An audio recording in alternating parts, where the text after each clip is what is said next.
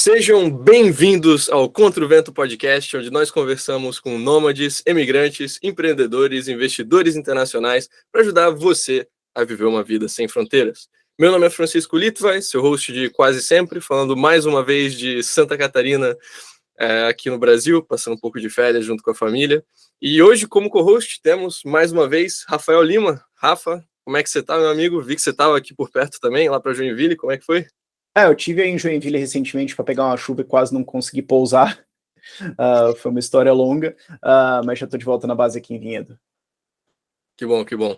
E, bom, o nosso convidado de hoje é o Oliver Jesus, empreendedor digital e criador de conteúdo. Ele saiu do Brasil em 2017, antes das eleições brasileiras, e decidiu morar nos Estados Unidos, com a intenção de conhecer um pouco mais sobre essa cultura de liberdade no imaginário do americano médio. E lá ele descobriu que quanto mais livre um lugar, mais as chances os indivíduos têm de prosperar. Oliver, prazer ter você aqui no podcast, finalmente, depois de tanto tempo tentando gravar essa conversa. Como é que você tá? Tá falando de onde, meu cara?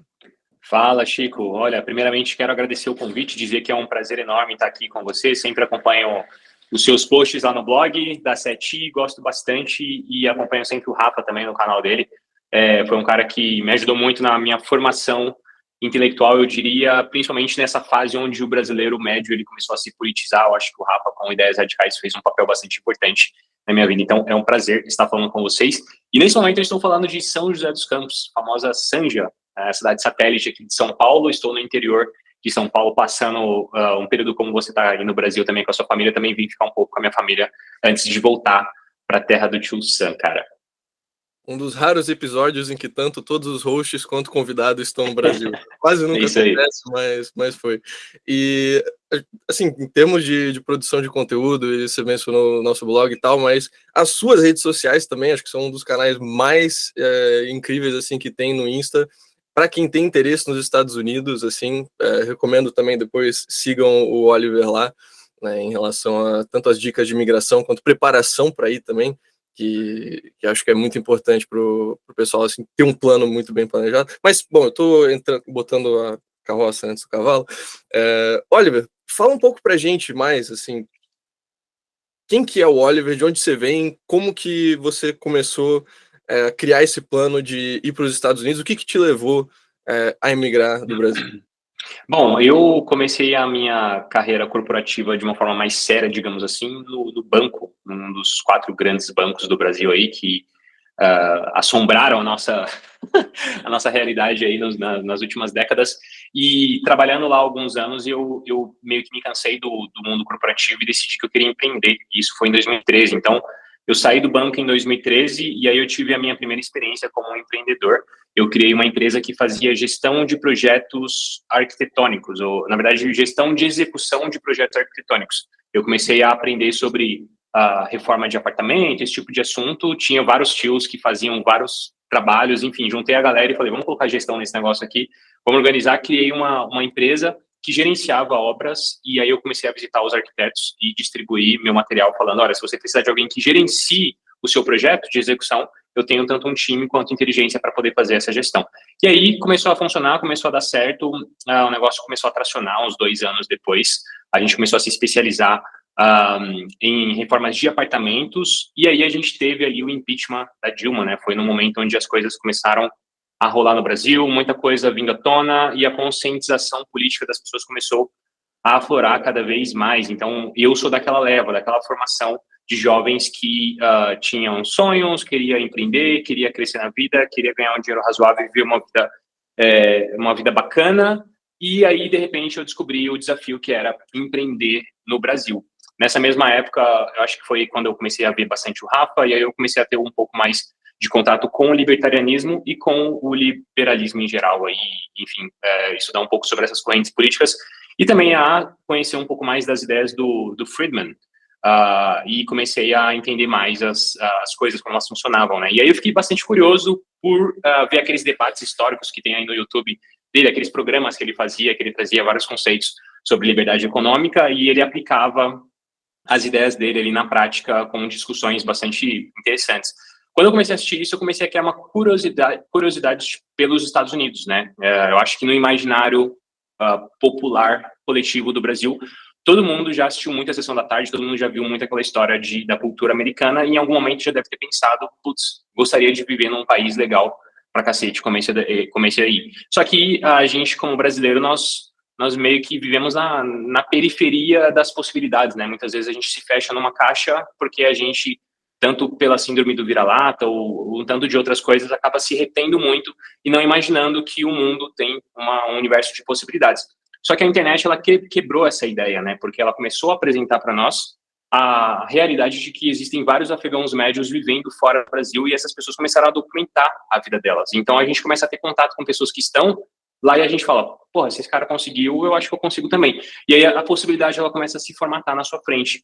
E a partir disso, eu já não estava tão satisfeito assim com as dificuldades que eu encontrava com relação a empreender no Brasil, né? Eu fui tentar, por exemplo, ver como funcionava a questão de obras públicas, como é que funcionava esse negócio, e aí eu descobri que não tem como você, pelo menos até o momento, era bem difícil você entrar se você não fosse corrupto, era bem difícil você entrar se você simplesmente tivesse um desejo de fazer um negócio legal que transformasse a realidade dos seus clientes, e isso não era suficiente, você realmente precisava tirar um dinheiro do bolso e pagar para as pessoas. Isso me entristeceu bastante, e eu comecei realmente a pensar maneiras de conhecer lá fora, né, conhecer a possibilidade de viver uma vida um pouco mais global, né. Então, nesse momento, eu decidi com a minha esposa sair do Brasil e fazer uma viagem de reconhecimento na Europa. A gente foi visitar Portugal e a gente foi visitar os Estados Unidos também. E aí, quando eu cheguei lá, meio que essa oportunidade de permanecer lá, ela surgiu. Não foi nada muito planejado, foi meio que no susto, mas quando eu cheguei lá, eu tinha alguns conhecidos que abriram algumas possibilidades para mim, e a partir daquilo, eu comecei a desenvolver a ideia de morar nos Estados Unidos. Então, de forma geral, um resumo seria isso aí, o que me fez sair do Brasil e chegar nos Estados Unidos, pelo menos. Você mencionou oportunidade, isso de trabalho mesmo, assim, de uma oferta de emprego nos Estados Unidos, ou questão de estudo, ou algo nesse sentido? Eu digo, quando eu digo oportunidade, eu digo no geral, né? Eu acho que as pessoas, elas buscam oportunidade não apenas de trabalhar e monetizar a vida delas em algum lugar, mas como um todo ter algum nível de qualidade de vida, uma oportunidade de, se você decidir ter um filho, poder oferecer um lugar melhor para criar esse filho. Se você decidir ter bens materiais, você poder adquirir isso num lugar que talvez você tenha menos chances de ser roubado. Se você encontra esse lugar, meio que as oportunidades brilham nos seus olhos, né? Você fala, poxa, existe essa vida, então é possível realmente eu viver isso aqui? Quais são os desafios que eu vou ter que cumprir para eu conseguir viver essa vida aqui? E aí você faz ali aquele jogo da balança, né? Você enxerga se o preço que você precisa pagar para viver aquilo compensa o resultado que você vai ter. Então, quando eu cheguei e bati o olho e vi como os imigrantes brasileiros viviam nos Estados Unidos, eu fiquei, assim, bastante assustado, porque eu percebi que, as pessoas, nem todas falavam inglês fluentemente. O brasileiro, ele já construiu uma bolha dentro dos Estados Unidos, em alguns lugares onde ele não necessariamente precisa se inserir na cultura americana, ele trouxe um pedaço do Brasil e formatou uma possibilidade de viver sem necessariamente fazer dar aquele match mesmo com a sociedade americana, né? Eu não sei como é que é a sua percepção na Europa com relação a isso. Dublin é exatamente isso. Você Dublin é isso, né? Boa. Tranquilamente com os brasileiros lá da comunidade da Irlanda.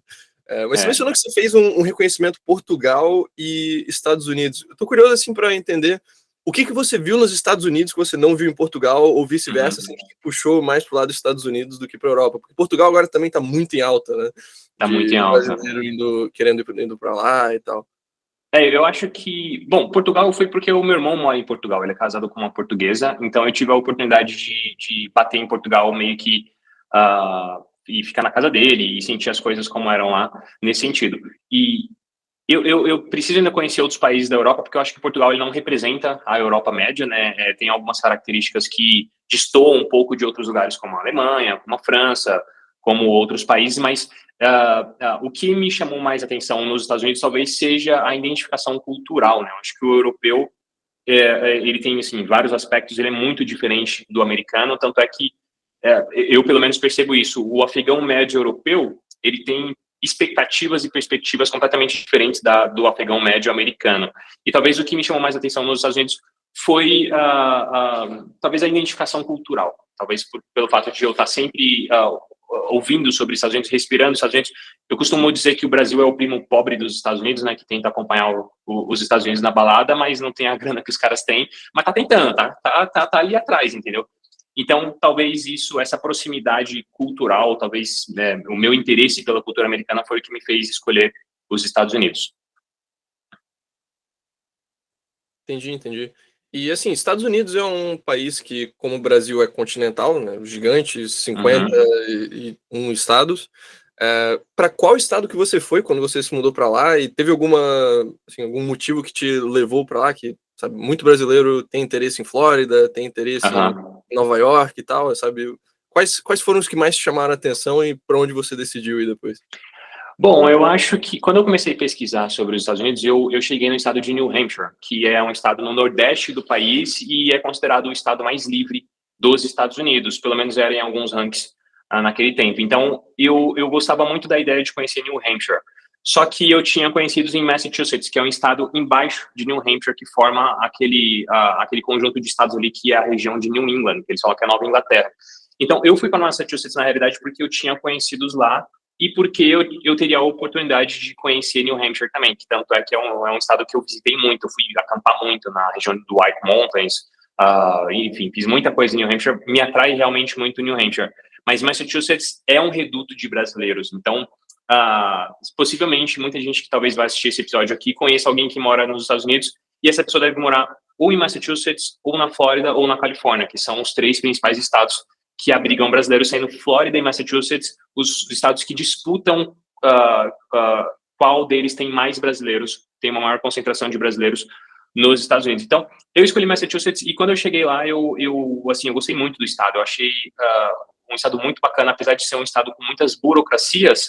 Apesar disso, eu gostei muito do estilo do New Englander, né? Daquele cara que mora na região Nordeste, a educação que eles têm, a educação no trânsito, a forma como eles tratam os imigrantes também. É um estado com um viés um pouco maior, no sentido, como é que eu posso explicar? No sentido de recepcionar o imigrante, eles meio que já absorveram a ideia de que é cosmopolita mesmo, a região de Boston, por exemplo, né? Região das melhores universidades aí dos Estados Unidos, de algumas das, pelo menos, recebe gente do mundo inteiro. Então, eu acho que eles também são muito...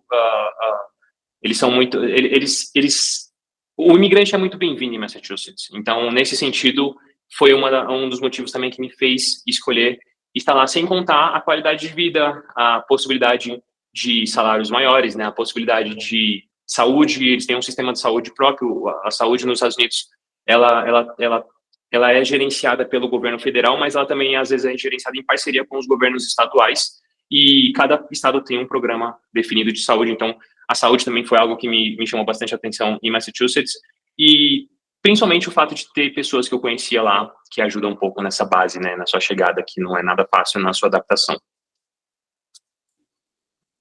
Com certeza, acho que essa questão de conexão é uma coisa que puxa muito forte, cara, porque tem muitos países aí que, assim, se a pessoa vai pegar no papel e olha as estatísticas de, é um país super seguro, é um país com impostos muito bons, é um país que, sabe, tu olha no papel, é um lugar maravilhoso, mas tu não conhece ninguém lá, tu não sabe de ninguém que foi pra lá, é muito difícil a pessoa fazer esse passo. É muito complexo. Uma das razões por, sei lá, a gente nunca ter enviado nenhum cliente para Maurício ou para Malásia, etc. E só que do lado alemão da nossa consultoria, da Statler, uma galera que já foi pro Sudeste Asiático, uma galera mesmo, assim, que pega residência por lá e tal, porque ele já tem uma comunidade maior de alemães, ingleses, etc. O europeu tem um pouco mais de cultura de ir pro Sudeste Asiático. Já o brasileiro médio, geralmente, quando ele sai, ele vai Estados Unidos, Canadá e Europa. Sabe? Um desses. São os destinos mais óbvios, né? Eu acho que são os destinos mais óbvios. Talvez esteja faltando os desbravadores que vão... Eu acho que a partir desse movimento que a gente tem agora, vai começar a acontecer mais. Os desbravadores vão começar a chegar em lugares e essa galera vai começar a documentar isso. Então, vai ficar um pouco menos no escuro para quem quer ir. Porque, realmente, as pessoas que querem ir, cara, elas querem algum nível de segurança, né? E o planejamento, embora ele não consiga cobrir todos os aspectos que te tragam 100% de certeza de que nada de errado vai acontecer, sempre alguma coisa de errado acontece, você ter alguém que já fez é um fator de escolha muito, muito alto, porque você vai pelas estatísticas, né? Pô, se esse cara aqui... Eu, por exemplo, quando eu cheguei em Massachusetts, eu descobri uma infinidade de pessoas que fizeram o processo completamente errado, assim, chegaram lá meio que no susto e na sorte, e o que você quiser, a mão de Deus, ou de Satanás, o que você preferir. Mas o cara chegou no negócio e estava fazendo acontecer, entendeu? E eu falei, poxa, se essa galera tá conseguindo fazer essa parada acontecer, E eu acho que esse aqui é um bom lugar para eu também tentar, entendeu? E, de fato, eu constatei isso ao longo da minha jornada como imigrante, né? Eu percebi que o brasileiro médio que vai para os Estados Unidos, em especial para Massachusetts, ele está usando talvez 10% do potencial dele, em especial porque o mercado até aquela época, ele era muito pouco divulgado da maneira correta, eu vou dizer assim. O que eu estou querendo dizer com isso? Um grupo de advogados que começou essa história de ajudar brasileiros a ir para os Estados Unidos, e eles foram fazendo escola, né? Eles desenvolveram uma metodologia, digamos assim, ou talvez um caminho que pressupunha o pedido de asilo, né, político dentro dos Estados Unidos. Então, Massachusetts é um reduto de pessoas que foram para os Estados Unidos pedindo asilo, das mais variadas formas, muitas vezes utilizando argumentos frágeis, inclusive que nem funcionam mais hoje em dia, né? A realidade do mercado de imigração, ela foi mudando, e eu fiz um pouco de parte disso com os meus conteúdos no YouTube também. Eu ajudei a virar um pouquinho a chave na cabeça do brasileiro, para ele pensar que ele não precisa imigrar para os Estados Unidos chegando lá como um coitado. Ele pode usar todas as habilidades que ele adquiriu no Brasil e todo o know-how que ele tem de vida para emigrar de forma legal, muitas vezes utilizando, inclusive, as habilidades profissionais e acadêmicas que ele adquiriu ao longo da vida. Mas até aquele momento, a gente tinha um viés muito forte de imigração baseado no asilo político, então, baseado na galera que ia pela fronteira. Isso aumentou muito, mas pelo menos aumentou também o número de brasileiros que descobriram que dá para imigrar de forma legal, utilizando habilidades profissionais, por exemplo. Então, assim, quando você vê como esses caras reagiram ao longo das últimas décadas, eu digo as pessoas que imigraram, né, utilizando esses conselhos dos advogados que fizeram ali, meio que construíram a base do mercado, e você vê os resultados que esse pessoal adquiriu, gente que às vezes chegou nos Estados Unidos ilegalmente, ou entrou pela fronteira, ou chegou sem nada, com uma mochila, e o cara, poxa, assim, conseguiu ficar milionário. Tem muitas histórias assim, mas muitas histórias de gente que ficou milionário com empresa de limpeza, gente que ficou milionária com empresa de construção civil, gente que ficou multimilionária cortando árvores, por exemplo, sabe? Isso é muito interessante. Como que um país consegue proporcionar a um imigrante que não sabe falar a língua, que mal entende como funcionam as leis, e um cara que só tem muita força de vontade chegar nesse patamar. Então, alguma coisa de especial tem nesse lugar aqui. Imagina se as pessoas que talvez tenham um nível de planejamento um pouquinho melhor começarem a vir para cá, o que vai acontecer. Então, quando eu vi isso, eu falei, poxa, legal, isso aqui é um lugar com muitas oportunidades. E aí, de lá para cá, o mercado ele foi evoluindo muito, né? Teve uma coisa que você falou que ficou meio no ar, e eu estava tentando fazer a pergunta e encaixar aqui, que você falou que tem uma grande colônia de brasileiros em New Hampshire e Massachusetts. Por que nesses estados? Na verdade, a colônia que eu falei, eles estão na Flórida e em Massachusetts. Isso, Flórida. Você falou New Hampshire. Isso. New Hampshire Flórida, tem alguns brasileiros eu também. Talvez por, tipo, ter uma cultura latina, Disney, cultura latina, voo de Miami para tudo quanto é lugar. Agora Massachusetts. Flórida, além do clima, que atrai muitos brasileiros, tem também a questão da ponte aérea, né? Em especial, os brasileiros mais ricos que migram para os Estados Unidos, eles vão para a Flórida pensando na facilidade que eles têm de conectar as viagens entre Brasil e Estados Unidos. Além do clima e além também da cultura um pouco mais latinizada, digamos assim. É mais latina, né? Uma coisa menos americana e mais América Latina. Massachusetts... de Boston. Então, Massachusetts é uma outra coisa. O que aconteceu foi o seguinte... A história que se conta é essa, pelo menos é a tradição oral, digamos assim, do porquê esse movimento aconteceu lá. Não está na literatura, mas a gente vê isso da boca dos imigrantes mais velhos. Na década de 60 e 70, o pessoal viajava para agora esqueci a cidade que exporta brasileira, de Minas Gerais, que exporta brasileiros para Massachusetts. Esqueci agora o nome da cidade, mas é uma cidadezinha no norte do estado de Minas lá. Bom, se eu lembrar... Eu conversei com alguém lá na Liberty Com em BH, que era dessa cidade, sei lá, governador alguma coisa. Governador Valadares, é isso aí mesmo. O que acontece? Essa região ali, parece que a galera dos Estados Unidos ia lá para voar de paraglider. Paraglider, não sei como é que fala, mas enfim. E esse pessoal começou a fazer contato com a galera lá e falar, poxa, lá nos Estados Unidos tem muita oportunidade de trabalho, né? E aí as pessoas começaram a ouvir essas oportunidades, fazer contato com o americano e tal, e nesse tempo, década de 60, 70, as pessoas começaram a viajar para os Estados Unidos para trabalhar na construção civil. Era uma época onde a gente está falando de um mundo pré 11 de setembro, né, onde realmente a lógica da movimentação mundial ela foi completamente alterada, mas antes disso, por exemplo, não se tinha tanta burocracia para entrar nos Estados Unidos, então as pessoas entravam com passaporte, não precisava necessariamente de um visto, ou era um processo muito mais simples de ser conseguido. Os brasileiros começaram a ir para lá, e aí tem uma história legal de uma cidadezinha chamada Framingham, que era uma cidade que era mato, era nada, era um lugar que era, assim, estava completamente abandonado de fábricas e tudo mais, como várias pequenas cidades nos Estados Unidos não tinha infraestrutura para crescer. E a chegada dos imigrantes que buscavam lugares mais baratos para morar, começou a populacionar um pouco essa cidade de Framingham, que fica mais ou menos uns 45 minutos de Boston, fica no subúrbio de Boston ali. E aí as pessoas começaram a se instalar lá, e a cidade começou a progredir muito, muito, muito, muito, e os brasileiros começaram a ser bem vistos dentro dessa cidade, não apenas os brasileiros, mas os mexicanos e outros imigrantes também.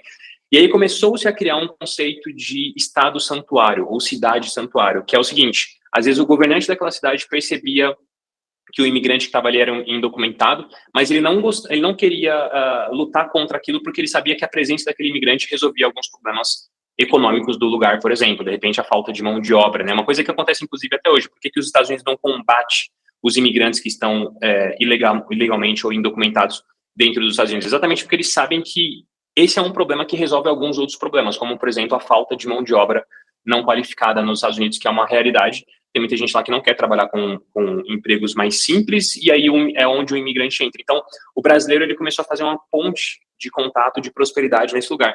E essa galera aqui mandava dólar para governador Valadares e as outras cidades. E aí, quem estava nessas cidades começava a ver que, poxa, o fulano tá com 3 casas, tá com 4 casas, construindo não sei o quê. E a cidade começou a ser baseada no dólar, começou a prosperar muito. E essa cultura começou a ser internalizada dentro do imaginário coletivo da cidade. Então, as pessoas, quando começavam a crescer, em vez de elas quererem fazer engenharia ou medicina, ou então se tornarem um piloto de avião, elas falavam: não, eu quero trabalhar nos Estados Unidos, como meu tio fez, eu quero trabalhar com obra lá, ele ficou milionário, eu vou ficar também. E isso começou a gerar muitos imigrantes que iam para Massachusetts. Enfim, aí foi acontecendo de virar um point, né? Porque realmente, Rafa, não faz sentido, é um lugar frio pra caramba. Que conhecia um cara e todo mundo foi porque todo mundo foi. É isso. Um fala pro outro, que fala pro outro, fala pro outro e vai. Uhum. Eu conversei com o cara na LibertyCon, que era dessa cidade, ele falou que ele tinha, sei lá, quantos mil parentes que já estavam nos Estados Unidos, e ele mesmo estava pensando em... É mais fácil, né? Você tinha visto de parente disso, daquilo, algum parente conseguiu cidadania, alguma coisa assim, puxou outro, né? Isso, é exatamente isso que acontece. Então, um conseguia cidadania, ia passando. Os caras falam que tem um túnel que conecta Governador Valadares em Massachusetts, as pessoas vão por baixo e tudo mais. Eles falam que é Massachusetts, capital de Minas Gerais, cara, para você ter uma ideia de quantos mineiros tem lá. Deve ser a maior concentração de população mineira fora de Minas Gerais, deve ser Massachusetts. Exato. Um ponto que você mencionou também, que acho que é importante pontuar, né, em relação ao pessoal que faz muito dinheiro nos Estados Unidos, né, e isso é o que a gente menciona, assim, pro pessoal da nossa consultoria, ou mesmo, enfim, de forma geral. Estados Unidos não é um país que você vai para pagar zero imposto, não é um país que você vai para ter um custo de vida baixo, não é o país para essa geoarbitragem, digamos, do nômade, mas é um país que oferece oportunidades realmente sem paralelo para quem quer construir uma carreira ou para quem quer iniciar um negócio. O que a gente atende, assim, de profissional de TI que trabalha remotamente, que ganha muito tempo, que trabalha para os Estados Unidos, e aí depois, se quiser aumentar ainda a carreira, vai para os Estados Unidos trabalhar presencialmente, não tá no gibi. Realmente é naqueles países que, para quem quer construir carreira, quer começar um negócio, quer construir um patrimônio grande, tem poucos no mundo que comparam. Mesmo os países que pagam bem da Europa, sei lá, Reino Unido, Alemanha, etc., não tem mercados tão fortes quanto os Estados Unidos em praticamente tudo. Essa é a questão, né? Não tem esse mercado interno para, sei lá, coisa como a limpagem de casas, por exemplo. Sim.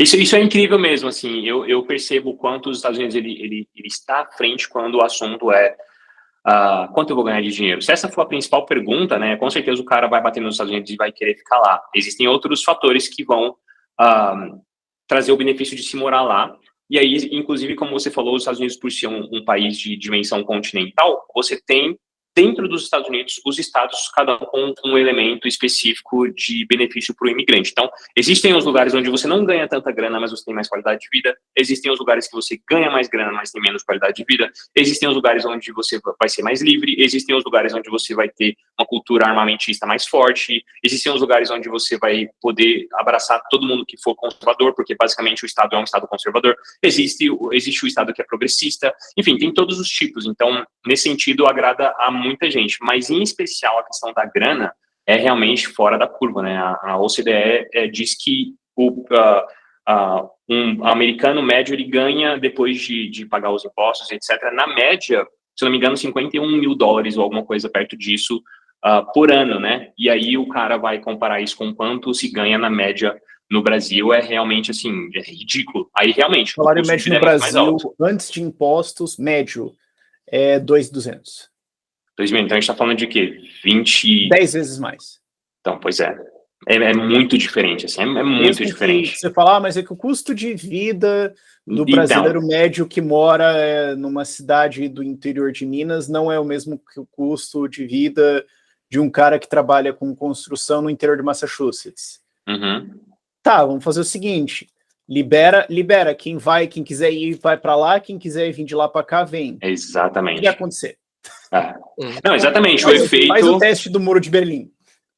Tira ele e fala, quem quiser vai, quem quiser vir para cá, vem. Você quer todas as proteções da CLT, por exemplo, no Brasil? Tá lá, mas você quer toda a liberdade que um patrão tem aqui de contratar um funcionário nos Estados Unidos? Mas aqui é o seguinte, aqui ele ganha isso e lá no Brasil ele ganha isso aqui. Como é que você quer fazer? Fica fora de realidade, né? Eu acho que alguém que tem uma renda de $50 mil, por exemplo, por ano nos Estados Unidos, aí eu tô falando de praticamente todos os meus amigos que trabalham quebrando pedra, por exemplo, ou assentando piso, ou então instalando, frames de, baseboard, essas coisas todas que se faz de carpintaria, por exemplo, dificilmente ele vai ganhar menos do que $40 mil por ano, assim.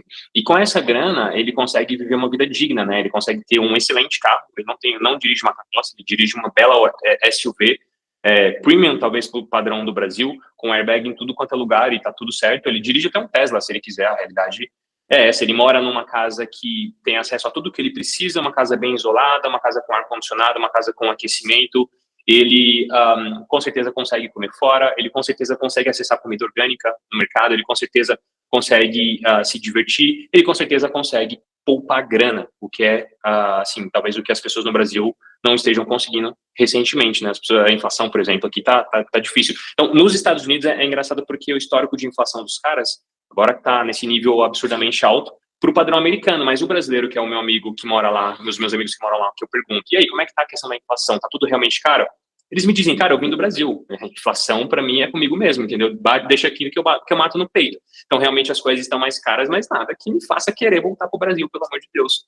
Então, assim, são coisas que são muito diferentes, cara, não tem como parar. Os Estados Unidos realmente, nesse sentido, é muito melhor. O legal é que, assim, tem algumas coisas diferentes que eu acho que até tu que tá nisso, assim, esquece um pouco. Você falou dos exemplos de pessoas que trabalham, então você tava falando, o cara que instala o frame disso, o cara que assenta piso, o cara que quebra...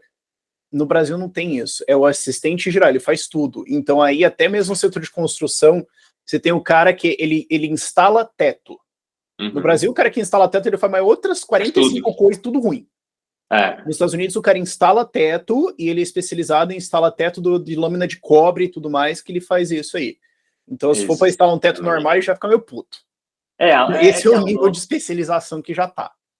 Assim, a lógica, por isso que o americano é tão mais produtivo, não é à toa que esses resultados existem, né, pessoal? O americano, ele é muito mais produtivo do que o Brasil. Enfim, é um país muito mais evoluído, talvez vocês saibam melhor do que eu dizer porque isso aconteceu. Nos Estados Unidos, a mão de obra, que no Brasil talvez se chame desqualificada, porque lá não é desqualificada, não é assim que eles chamam, mas o profissional sem uma qualificação específica, ele também ganha muito dinheiro. Tanto é que, porque as universidades custam super caro e as pessoas têm a ideia de sempre irem para uma universidade de renome, muitas vezes os pais não podem pagar, né? Então, se o filho, por exemplo, não joga bem futebol americano, ou se a filha não dança bem, fica difícil, porque se eles fazem alguma coisa desse tipo, eles ainda conseguem algum tipo de bolsa, né? Agora, se não, realmente fica muito caro. Mas se isso acontecer e o cara falar, poxa, eu não vou poder fazer um ensino superior aqui acadêmico, o que eu faço da minha vida? Vou estudar um ensino técnico, vou me formar em construção civil, vou me formar em qualquer outra coisa que vai me dar um bom rendimento mensal para eu poder viver uma vida. Então, o cara que está lá, o setor de construção, por exemplo, os caras levantam uma casa em 3 meses, às vezes muito menos do que isso, assim, falando de um profissional normal, que não usa nenhum tipo de tecnologia super avançada para fazer negócio em uma semana, que se eles quiserem também eles fazem. Mas o sistema construtivo dos caras é super evoluído e realmente eles se especializam em determinadas áreas, né? Não é o faz tudo. Aqui no Brasil, infelizmente, os caras têm que se virar nos 30 e mesmo assim não conseguem ser valorizados, né? Porque também não tem nenhum nível técnico de especialização naquilo que fazem porque estão aprendendo na raça mesmo. Então, nesse sentido também, os Estados Unidos evoluiu muito, então dá mais oportunidades para as pessoas que estão na base da pirâmide conseguirem viver vidas mais dignas, né? Uhum. Você mencionou a questão de estudar, né, que é algo que a gente sempre ouve, que o estudo nos Estados Unidos é muito caro, quando você vê as grandes universidades americanas. Como é que você vê isso em relação ao brasileiro? Assim, vai muito brasileiro para estudar nos Estados Unidos, eles vão fazer mais ensino técnico, ou consegue bolsa em universidade de alguma forma? Ou como é que é para o brasileiro ir estudar nos Estados Unidos? Faz sentido?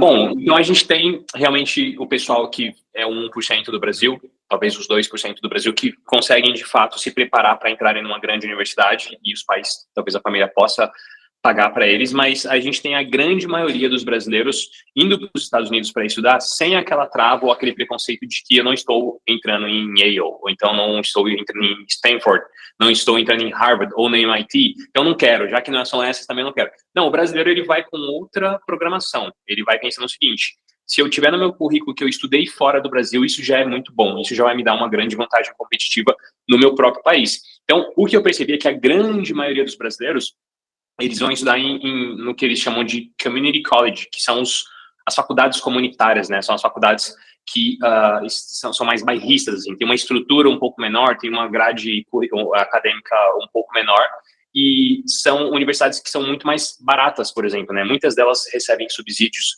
de ONGs, muitas delas recebem subsídios da iniciativa privada e também na iniciativa pública, assim como as grandes também recebem, mas existe um certo elitismo por parte das grandes para assim, fazer com que o average Joe, né, que eles falam lá, o afegão médio, ele consiga, o cara que entra na universidade, ele corresponda a um estereótipo que a universidade quer manter. Agora, as universidades menores, as faculdades menores, elas são muito mais acessíveis. Então, por exemplo, você consegue estudar em Massachusetts, num community college, gastando $800 por mês, que é o mesmo preço que um brasileiro vai pagar para estudar numa escola de inglês, por exemplo. Então, o brasileiro que tem essa sacada de falar, eu vou para os Estados Unidos e vou estudar num colégio comunitário, pelo menos os 2 primeiros anos, que é uma grade de ensino meio que universal, digamos assim, os primeiros 2 anos de estudo nos Estados Unidos, e depois disso aqui eu pulo para uma universidade melhor, com um pouco mais de renome e economizo uma grana. Os caras fazem muito isso, e dessa forma eles conseguem bancar a vida lá e, enfim, pagar as contas e fazer tudo acontecer como tem que acontecer e crescer a partir disso, conseguir uma oportunidade de trabalho, por exemplo. Muitos brasileiros usam, sim, o visto de estudante para ir para os Estados Unidos. Eu diria que é o mais acessível, talvez, assim, um dos mais fáceis de se conseguir para ir morar lá. Mas também parece aquela repetição da cultura brasileira do diploma, né? Tipo, você pode ir para os Estados Unidos para estudar. Minha mãe já foi, por exemplo. Você pode fazer, mas tem vários cursos college level que, se você for para trade, né, que é aprender uma profissão, que é aprender uma skill, né? Se for para learn a trade, viver disso, você vai ganhar mais por ano do que várias profissões formadas. É isso aí. Sendo que você, para learn a trade, você vai, por exemplo, ir para uma trade school, talvez, ou simplesmente entrar no trabalho e ralar 2 anos e vamos lá. Então, é isso aí. É que, assim, a gente está falando para um público que é mais orientado para estudo e tudo mais. Agora, o brasileiro mediano é tipo, cara, que tal trabalhar com ar-condicionado nos Estados Unidos? Pô, fechou, mano. Acho que metade das pessoas formadas em direito no Brasil aceitariam isso, na verdade. Com certeza, não. E assim, é a realidade, na verdade, Rafa. As pessoas que estão lá... A gente tem uma regra na SET e a gente faz bullying com quem se formou em direito. Não, realmente... eu acho justo. Ele devia ter pensado antes de fazer a faculdade, agora que fez, receba. Não, realmente prostituído mesmo o mercado de direito no Brasil. Agora, quem tá lá nos Estados Unidos, eu conheci muitos advogados, conheci muitos psicólogos, eu conheci muito médico, cara, assim, quando eu vi um médico trabalhando na obra, realmente eu falei, uau, caraca. Cara, uau. Médico trabalhando em obra. Médico trabalhando em obra, cara. Caralho. Aqui vale talvez puxar um ponto, então, da questão da revalidação do diploma, talvez, de, assim... Pode ser que o cara estava fazendo isso enquanto estava revalidando. Talvez. Porque realmente, assim, se ele tiver a informação do que ele pode fazer, ele só decide tomar uma atitude desesperada, digamos assim, porque eu tô falando de pessoas que, inclusive, estavam ilegalmente nos Estados Unidos, porque deram ouvidos para as pessoas erradas, né, e chegaram lá e entraram com o visto de turismo, por exemplo, que te permite ficar até 6 meses no país, você pode fazer extensões disso, se você quiser, mas se você não fizer nenhum procedimento ao final dos 6 meses que você teve para ficar lá, você se torna um out of status, que eles falam, você se torna um fora de status, você não tem mais um status de visto para permanecer dentro do país, e aí, teoricamente, você é um imigrante legal. Muitas pessoas não gostam de chamar de ilegal, porque ilegal eles falam que entrou ilegalmente, mas você é um imigrante indocumentado, digamos assim.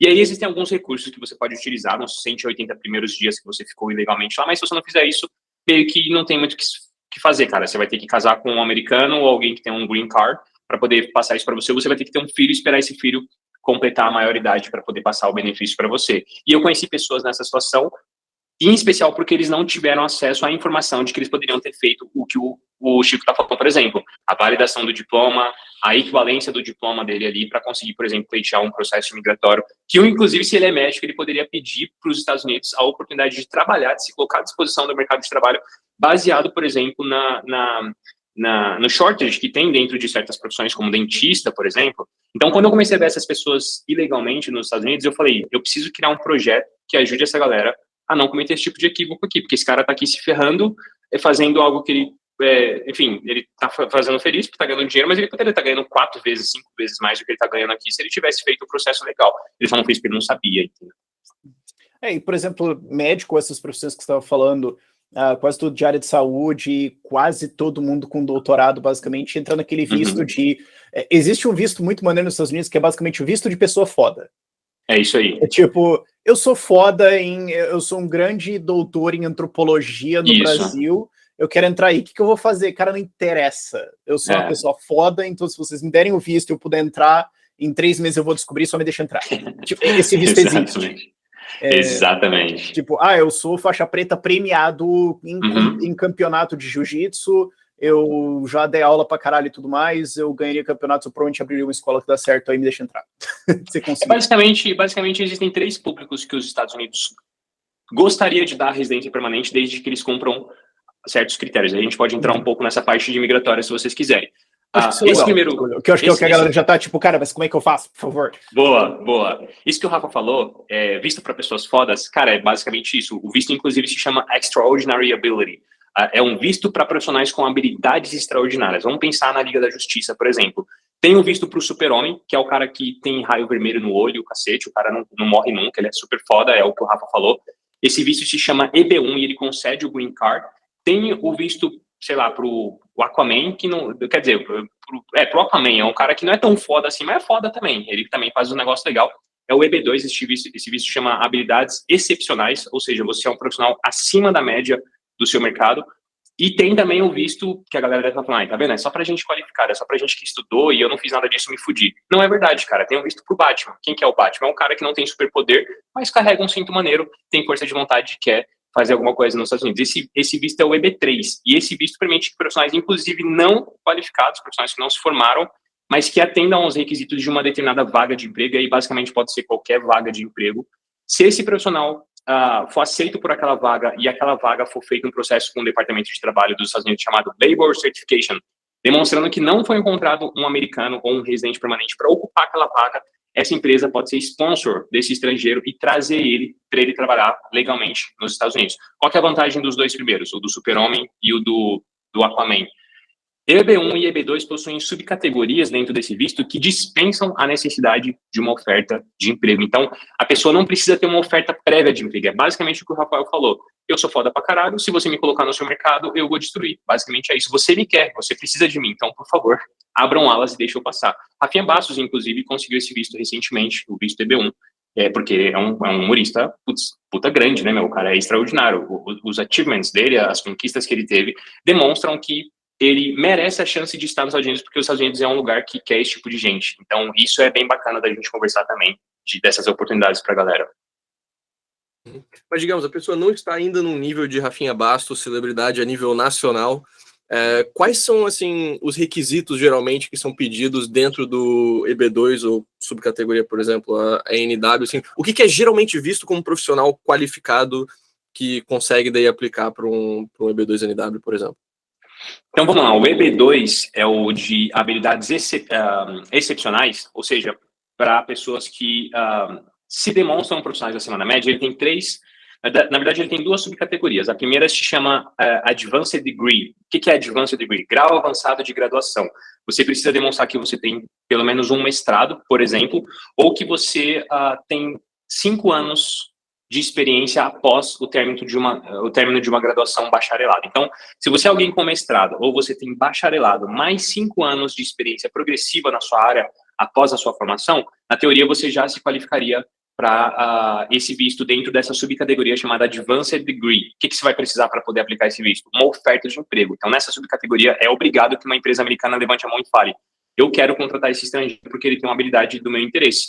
E ele cumpre aqui os requisitos do Advanced Degree. Se você não cumpre o Advanced Degree e você tem uma oferta de emprego, você precisa entrar por uma outra subcategoria que aí se chama Extraordinary Ability, que é como o visto ficou conhecido. Que aí eles estão falando de pessoas que possuem pelo menos 3 requisitos de 7 requisitos. Aí a galera vai ter que entrar no site da imigração para poder dar uma olhadinha, porque são 7 requisitos, como, por exemplo, você ter mais de 10 anos de experiência. É um dos EB2, né? É o EB2, exatamente. Eu tô só vendo aqui se eu falei algum termo errado. Bom, se eu falei algum termo errado aí, a galera... eu corrijo nos comentários, mas beleza, essa seria a segunda maneira de você se encaixar dentro desse visto. Se você se encaixa dentro de algum desses 2 critérios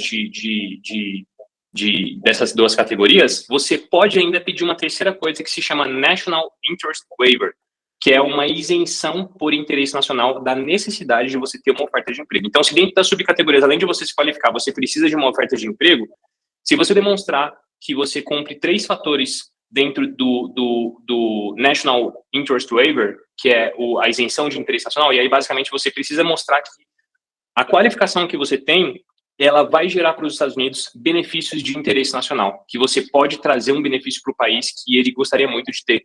E aí existem várias formas de você fazer isso através de um plano profissional ou de um plano de negócios, né? E aí um advogado de imigração que sentar com você, entender quais são as suas qualificações, entender quais são as possibilidades para você, vai te ajudar a desenvolver um projeto para isso ser apresentado para a imigração e dizer: olha, tá vendo esse cara aqui? Esse cara aqui, ele pode desenvolver esse projeto. Esse cara aqui pode desenvolver uma consultoria para ajudar pequenos empreendedores na região tal, e isso vai ocasionar uma mudança, sei lá, na realidade dessa comunidade, isso vai trazer impacto econômico, a projeção é de geração de tantos empregos. Enfim, o advogado, ele vai ter que construir esse enredo para apresentar esse profissional. Se isso acontecer, a pessoa fica isenta da necessidade da oferta de emprego prévia, então ele não precisa de uma oferta de emprego. Eu tenho vários inscritos, talvez uns 100 ou mais, que já conseguiram um green card através desse visto, e que eu fiz um intermédio, né, para que eles pudessem, enfim, chegar no advogado de imigração e desenvolver um plano de negócios ou um plano profissional para poder apresentar isso para os Estados Unidos e imigrar para lá com o green card na mão. Então, 2 coisas aí. Primeiro, então, se alguém tiver isso, se alguém está ouvindo e falando: opa, eu acho que pode contatar. Pode me contatar, com certeza. Falar comigo, porque hoje eu trabalho em parceria com um escritório de imigração, e a gente tem um projeto chamado Imigrar EUA. Inclusive, vou convidar vocês a seguirem. É @imigrareua. Siga também @siga o Oliver, porque a gente está sempre falando sobre assuntos relacionados à imigração. E a doutora Lívia Leite, que é uma advogada de imigração licenciada nos Estados Unidos, é quem é responsável por fazer esses processos. Então, ela pode, através da análise do currículo de quem estiver ouvindo a gente, determinar se o seu currículo ele se encaixa dentro dos critérios de elegibilidade para o visto, e aí numa conversa com você ela vai saber se dá para vocês desenharem um projeto para pedir o seu green card baseado nas suas experiências acadêmicas e profissionais. Então segue a gente lá. Inclusive, tanto o Insta do Oliver quanto da Imigrar EUA, e quem entrar em contato com a gente mesmo diretamente, a gente também pode enviar o modelo de currículo para depois encaminhar para eles. É uma boa ideia. Eu acho que é até legal o pessoal entrar em contato com a CETI, e aí você pode enviar o modelo de currículo, Chico, para a galera mandar o currículo para ser feita a análise pela doutora Lívia. Só corrigindo, eu falei imigrar EUA, mas é @imigrar.eua, tá? Boa. Imigrar.eua. E outra coisa, assim, eu sempre gosto de dar uma concretizada na coisa, né? Você falou que você tem mais de 100 pessoas aí e tudo mais. Conta alguns casos, talvez 2 ou 3, assim, para quem está ouvindo ter alguma coisa mais concreta. Legal. Bom, então... Por exemplo, tipo, sei lá, eu tenho 20 anos de experiência como engenharia, eu sou doutor, já trabalhei em 2 países diferentes, todo mundo já entendeu essa, beleza, ok. Agora, assim, já ganhei 3, 4 torneios de poker nível nacional, sou um excelente jogador de poker, tenho 250 alunos, conseguiria entrar, por exemplo, esse tipo de coisa, assim. Então, essa galera que teve, alcançou um resultado na profissão que deixa ele claramente fora da curva, fica até muito mais simples, né? Com certeza ele vai receber uma elegibilidade da doutora Lívia de forma muito mais simples. Mas eu tô falando aqui não necessariamente para essas pessoas apenas, porque elas representam a minoria de quem está assistindo a gente. Eu tô falando principalmente para quem é o cara normal. Putz, será que eu me encaixaria nesse visto? O cara normal também consegue. Se você tem 5 anos de experiência na sua área, progressivos, né, a partir da formação do seu bacharelado, dependendo de qual área você está, o advogado ele vai saber desenhar uma estratégia. Então, vamos falar de um engenheiro, de repente, que tem, sei lá, 8 anos de experiência, que ele se formou, e aí, durante a vida dele, ele desenhou alguns projetos ali que trouxeram, sei lá, resultado para a cidade dele. Eu vou dar um exemplo aqui de um cara que ele era enfermeiro. Ele conversou com a doutora Lívia e queria aplicar o EB2NIW dele, né? Ele tinha lá, formado em enfermagem, acho que tinha 10 anos de experiência, ele trabalhava no SUS, na rede do SUS do Brasil. Ele desenvolveu uma lógica de atendimento e pediu para os caras lá que trabalhavam com TI formatar isso dentro do sistema que eles usavam para fazer o atendimento das pessoas. E isso acelerou o processo de atendimento dos pacientes. Isso foi super elogiado lá pela diretoria dele e foi implantado em outras unidades do SUS também. Ele achava que isso era uma coisa super simples, e ele falou assim, cara, eu só dei uma ideia, os caras fizeram e tal. Mas o que a doutora Lívia ela fez? Ela foi atrás do que isso gerou de impacto, inclusive falando na qualidade de vida dos pacientes, inclusive no resultado final, né, de atender as pessoas mais rápido, melhorar a questão de saúde de todo mundo, e a economia financeira que isso gerou para os cofres públicos. E aí ele ficou assim, putz, mas isso vai dar certo mesmo? Dá pra gente usar esse argumento? Ela falou, então, puta argumento, olha o que você fez, é que você não tá se enxergando como alguém que fez algo bom, mas o que você fez é interessantíssimo. Ela juntou todas essas provas, construiu um pleito baseado nisso como projeto proposto, né? Você precisa propor para os Estados Unidos algo que você vai fazer que traga algum nível de benefício para o país, e ela colocou esse cara como alguém disposto a desenvolver ideias parecidas com essa dentro dos Estados Unidos, e pediu o visto dele. Mas tem dos mais diversos tipos que vocês imaginarem, sei lá, biólogo, por exemplo, que trabalhou com algum tipo de pesquisa. Minha própria esposa, né, ela aplicou para esse visto, e no projeto proposto dela, no empreendimento proposto, a gente mostrou que ela participou, por exemplo, na escola que ela estudava, ela fez algumas análises no rio Aricanuva, que é um rio na Zona Leste, e apresentou isso para a Secretaria de Saúde, por exemplo, lá da época, e ela demonstrou como que isso pode ter sido utilizado para melhorias, inclusive nos planos de dispoluição, por exemplo, do rio, e com as amostras que ela coletou e o projeto que ela desenvolveu junto com isso, e apresentou para os Estados Unidos a ideia de que ela seria uma pesquisadora que traria benefícios na área de saúde, nas áreas biológicas, enfim. E ela desenhou todo um plano profissional dizendo como que ela continuaria se qualificando nos Estados Unidos e quais eram os planos que ela teria para utilizar o skill dela adquirido no Brasil dentro dos Estados Unidos. Esse foi um exemplo vivido por nós mesmos, que foi o processo dela. Então, assim, a estratégia vai depender muito do que o cara fez e do que ele pode fazer. E aí as pessoas perguntam, putz, Oliver, mas eu vou fazer essa promessa para os Estados Unidos. E se eu não conseguir cumprir? Não é um requisito do visto que você cumpra o que você disse. Você só precisa tentar cumprir. Você só precisa falar a verdade. Você não pode fraudar o sistema. Então, se um dia te perguntarem, mas cadê o que você falou que ia fazer? É legal mostrar, olha, eu tentei, eu fiz isso, e mudei de ideia. No caminho, eu tive outros planos e, sei lá, comecei a trabalhar com outras coisas e acabei não finalizando o meu projeto. Então, não é necessariamente algo que você precise cumprir, porque não tem como os caras preverem que você vai cumprir. Você precisa acreditar que você vai cumprir. Aí, obviamente, o advogado vai sempre sugerir que você trabalhe na área, mas eu conheço muita gente que aplicou esse visto, para vocês terem uma ideia, foi aprovado e o cara é Uber nos Estados Unidos. Eu acho um puta desperdício, eu já falei isso para vários deles. Falei, cara, porra, é um desperdício, mas beleza, né, se você acha que é melhor você trabalhar ele tá em transição, ele tá começando a sacar alguma coisa. Tá há 4 anos em transição, tá bom. Mas às vezes demora. Mas eu achei engraçado que você deu 2 exemplos de pessoas, tipo, você falou, o cara é enfermeiro. Cara, eu peguei o Uber aqui outro dia, o cara era enfermeiro. Sou biólogo, deve ter biólogo fazendo Uber aí. Então, tipo, os exemplos que você tá dando pode ser pessoas que hoje estão trabalhando em aplicativo aqui, conseguiram pegar esse visto. Sim, com certeza. Não, com certeza conseguiriam, porque existem certas áreas nos Estados Unidos que eles chamam das áreas relacionadas a STEM, né? STEM é ciências, engenharia, tecnologia, ciências, tecnologia, engenharia e matemática. Essas áreas que abrangem, uma cacetada de profissões, são de interesse nacional. Eles possuem dificuldade de formar profissionais nessas áreas. Por exemplo, dentistas, né? Dentista tem um déficit enorme nos Estados Unidos. O número de dentistas por 100 mil habitantes nos Estados Unidos é baixíssimo. Os caras precisam de novos dentistas. Pilotos de avião, por exemplo, também precisam muito de pilotos de avião. Engenheiros, enfim, diversas áreas, existe ainda esse elemento que o advogado pode utilizar falando, olha, tá vendo aqui como o Departamento de Estatísticas dos Estados Unidos está prevendo que economicamente vai ser prejudicial para o país, porque vocês não conseguem formar mão de obra suficiente qualificada dentro dessa área. Eu tenho um estrangeiro aqui que é formado, e o cara tem mestrado, mas ele tem pós-doc, por exemplo, e esse cara pode se disponibilizar para trabalhar no seu mercado. E aí não tem como a gente que vai analisar aquele visto não entender que é do interesse nacional que aquele profissional esteja disponível no mercado de trabalho americano, entendeu? Eu acho que isso é aquela regra que eu vi falando para as pessoas, que assim, via de regra, países vão querer que você prove para eles que você não vai ficar lá pendurado. Exatamente, então, países, exatamente. Assim, aí você falou, escale isso, o quão difícil vai ser provar isso. Escale isso em uma escala de o quanto esse país realmente precisa de você.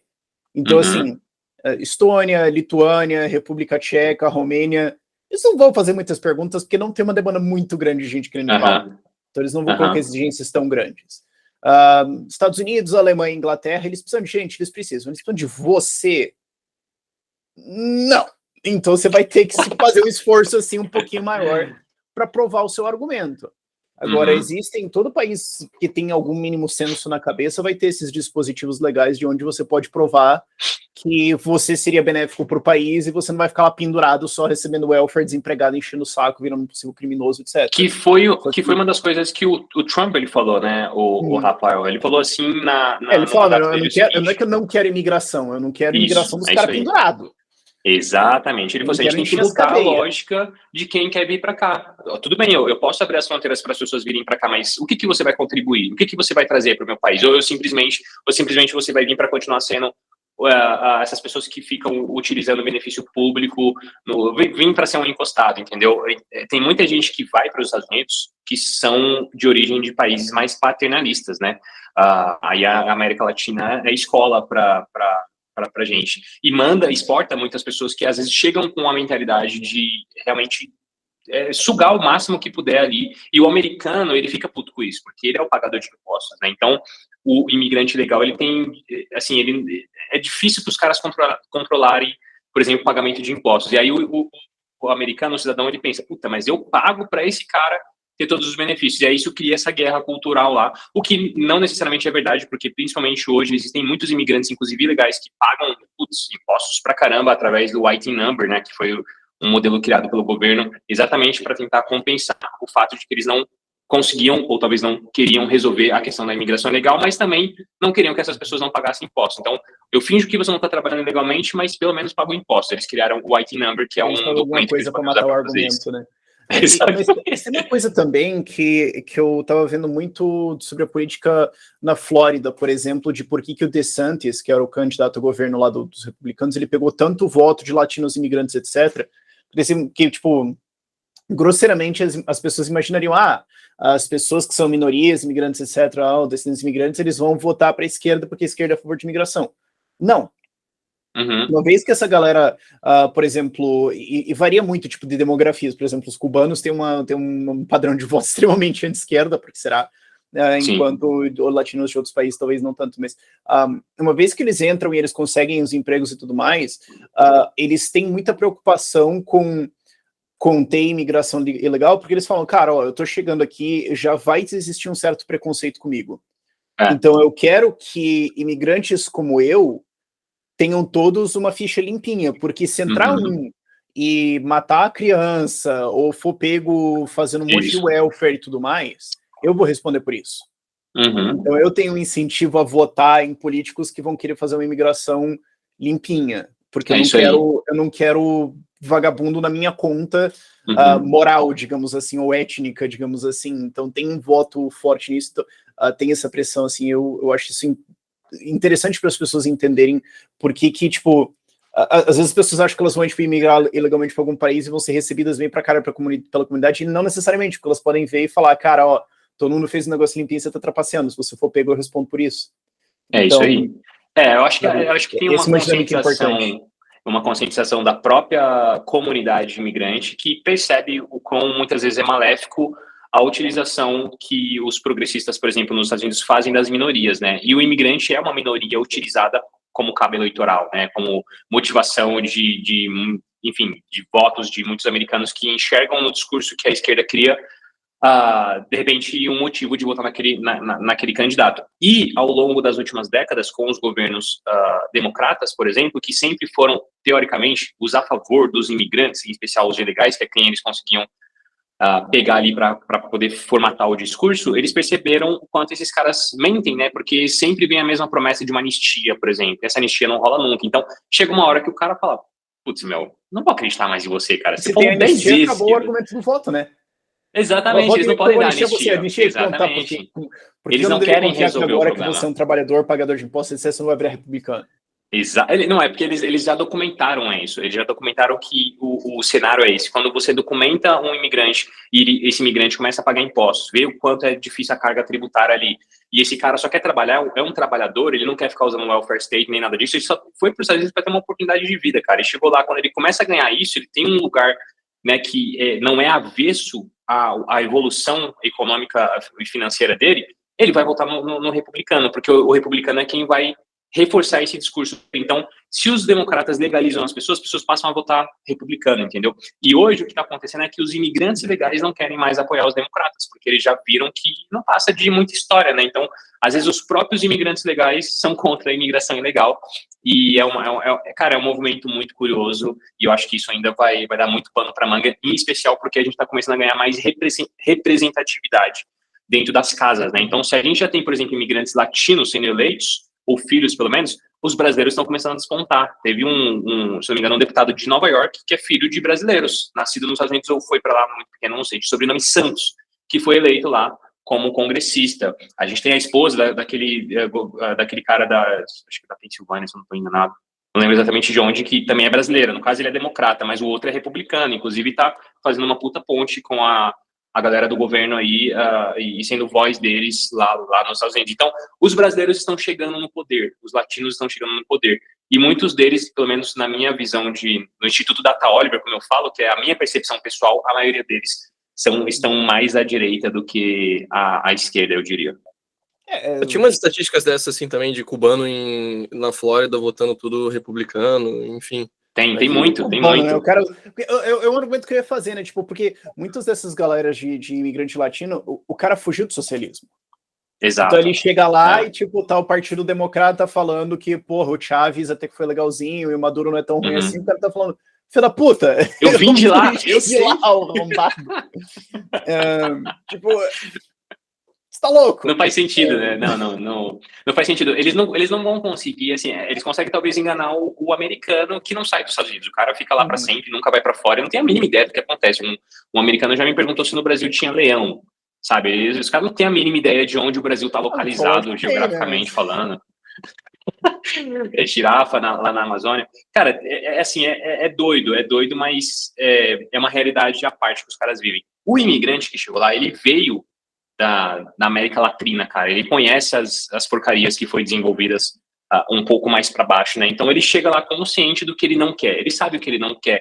Em especial no momento que a gente está vivendo, né? Que eu acho que as pessoas, por causa do advento aí da internet e da fácil circulação de tanta informação, boa e ruim, as pessoas estão mais conscientes, né, do que está rolando. E eu acho que cada vez mais também as pessoas estão se desgostando de políticos, né? Entendendo que os caras, na verdade, né, velho, enfim, é difícil realmente acreditar que um político está interessado em te ajudar, isso é bem difícil. Então as pessoas estão caindo mais na real com relação a isso, o que eu acho bom também na realidade, mas nos Estados Unidos em especial, quem é mais individualista, quem tem um pezinho mais no individualismo, essas pessoas eles vão votar nas alas republicanas mais ligadas ao libertarianismo, porque lá você tem o Partido Libertário, mas é meio que uma piada pra galera. As pessoas fazem piada dos caras, eles não têm muita representatividade, em especial porque tiveram alguns grandes expoentes que os caras eram muito libertários mesmo, então eles faziam campanha fumando maconha, por exemplo, e a galera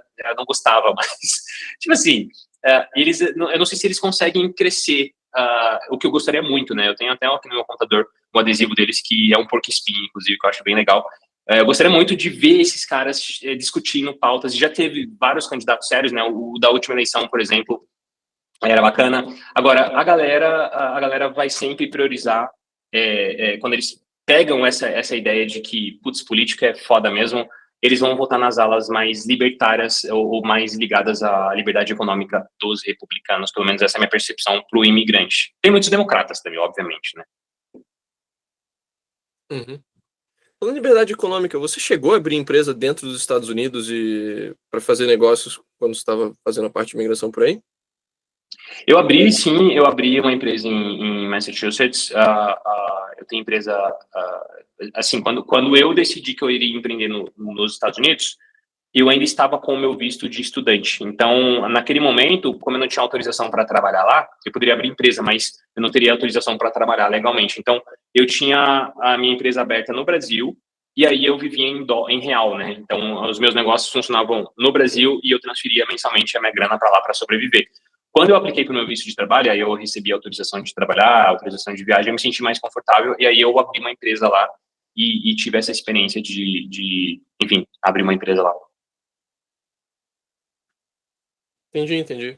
Isso é uma coisa que vale mencionar, né, dos vistos de estudante, que você pode, por um certo tempo, aí depende, tem um máximo lá de 5 anos, você pode excluir os dias que você ficou lá da contagem de residente fiscal, né? Então você pode estar, dependendo do visto que você está, nos Estados Unidos por até 5 anos e não se tornar residente fiscal, ou seja, né, sua renda de fora do Brasil não seria tributada lá ainda. E aí depois, claro, você se torna residente fiscal, troca o visto, pega o green card, etc., e a situação é diferente. Mas como é que foi a sua experiência abrindo uma empresa, assim, sabe, em termos de burocracia local, de tempo que leva, de gerir o negócio, enfim, porque você também já empreendeu no Brasil, então acho que você tem a comparação direta. Bom, falando um pouquinho do primeiro ponto que você colocou, realmente o estudante ele tem esse benefício de não ser um residente fiscal, então é um visto muito utilizado por quem tem algum patrimônio, considerando principalmente porque os Estados Unidos ele dá, mas ele também toma, né? Então não adianta você achar que você só vai lá para receber todos esses benefícios que a gente está falando de se morar lá. Os caras têm uma carga tributária que, assim, não vai excluir, inclusive, o seu patrimônio fora dos Estados Unidos, se você for um residente fiscal, a não ser que você tenha alguma estratégia mais bem montada para você fazer isso legalmente. Aí eu acho que os caras da SETI com certeza vão poder te ajudar com relação a isso. Mas, assim,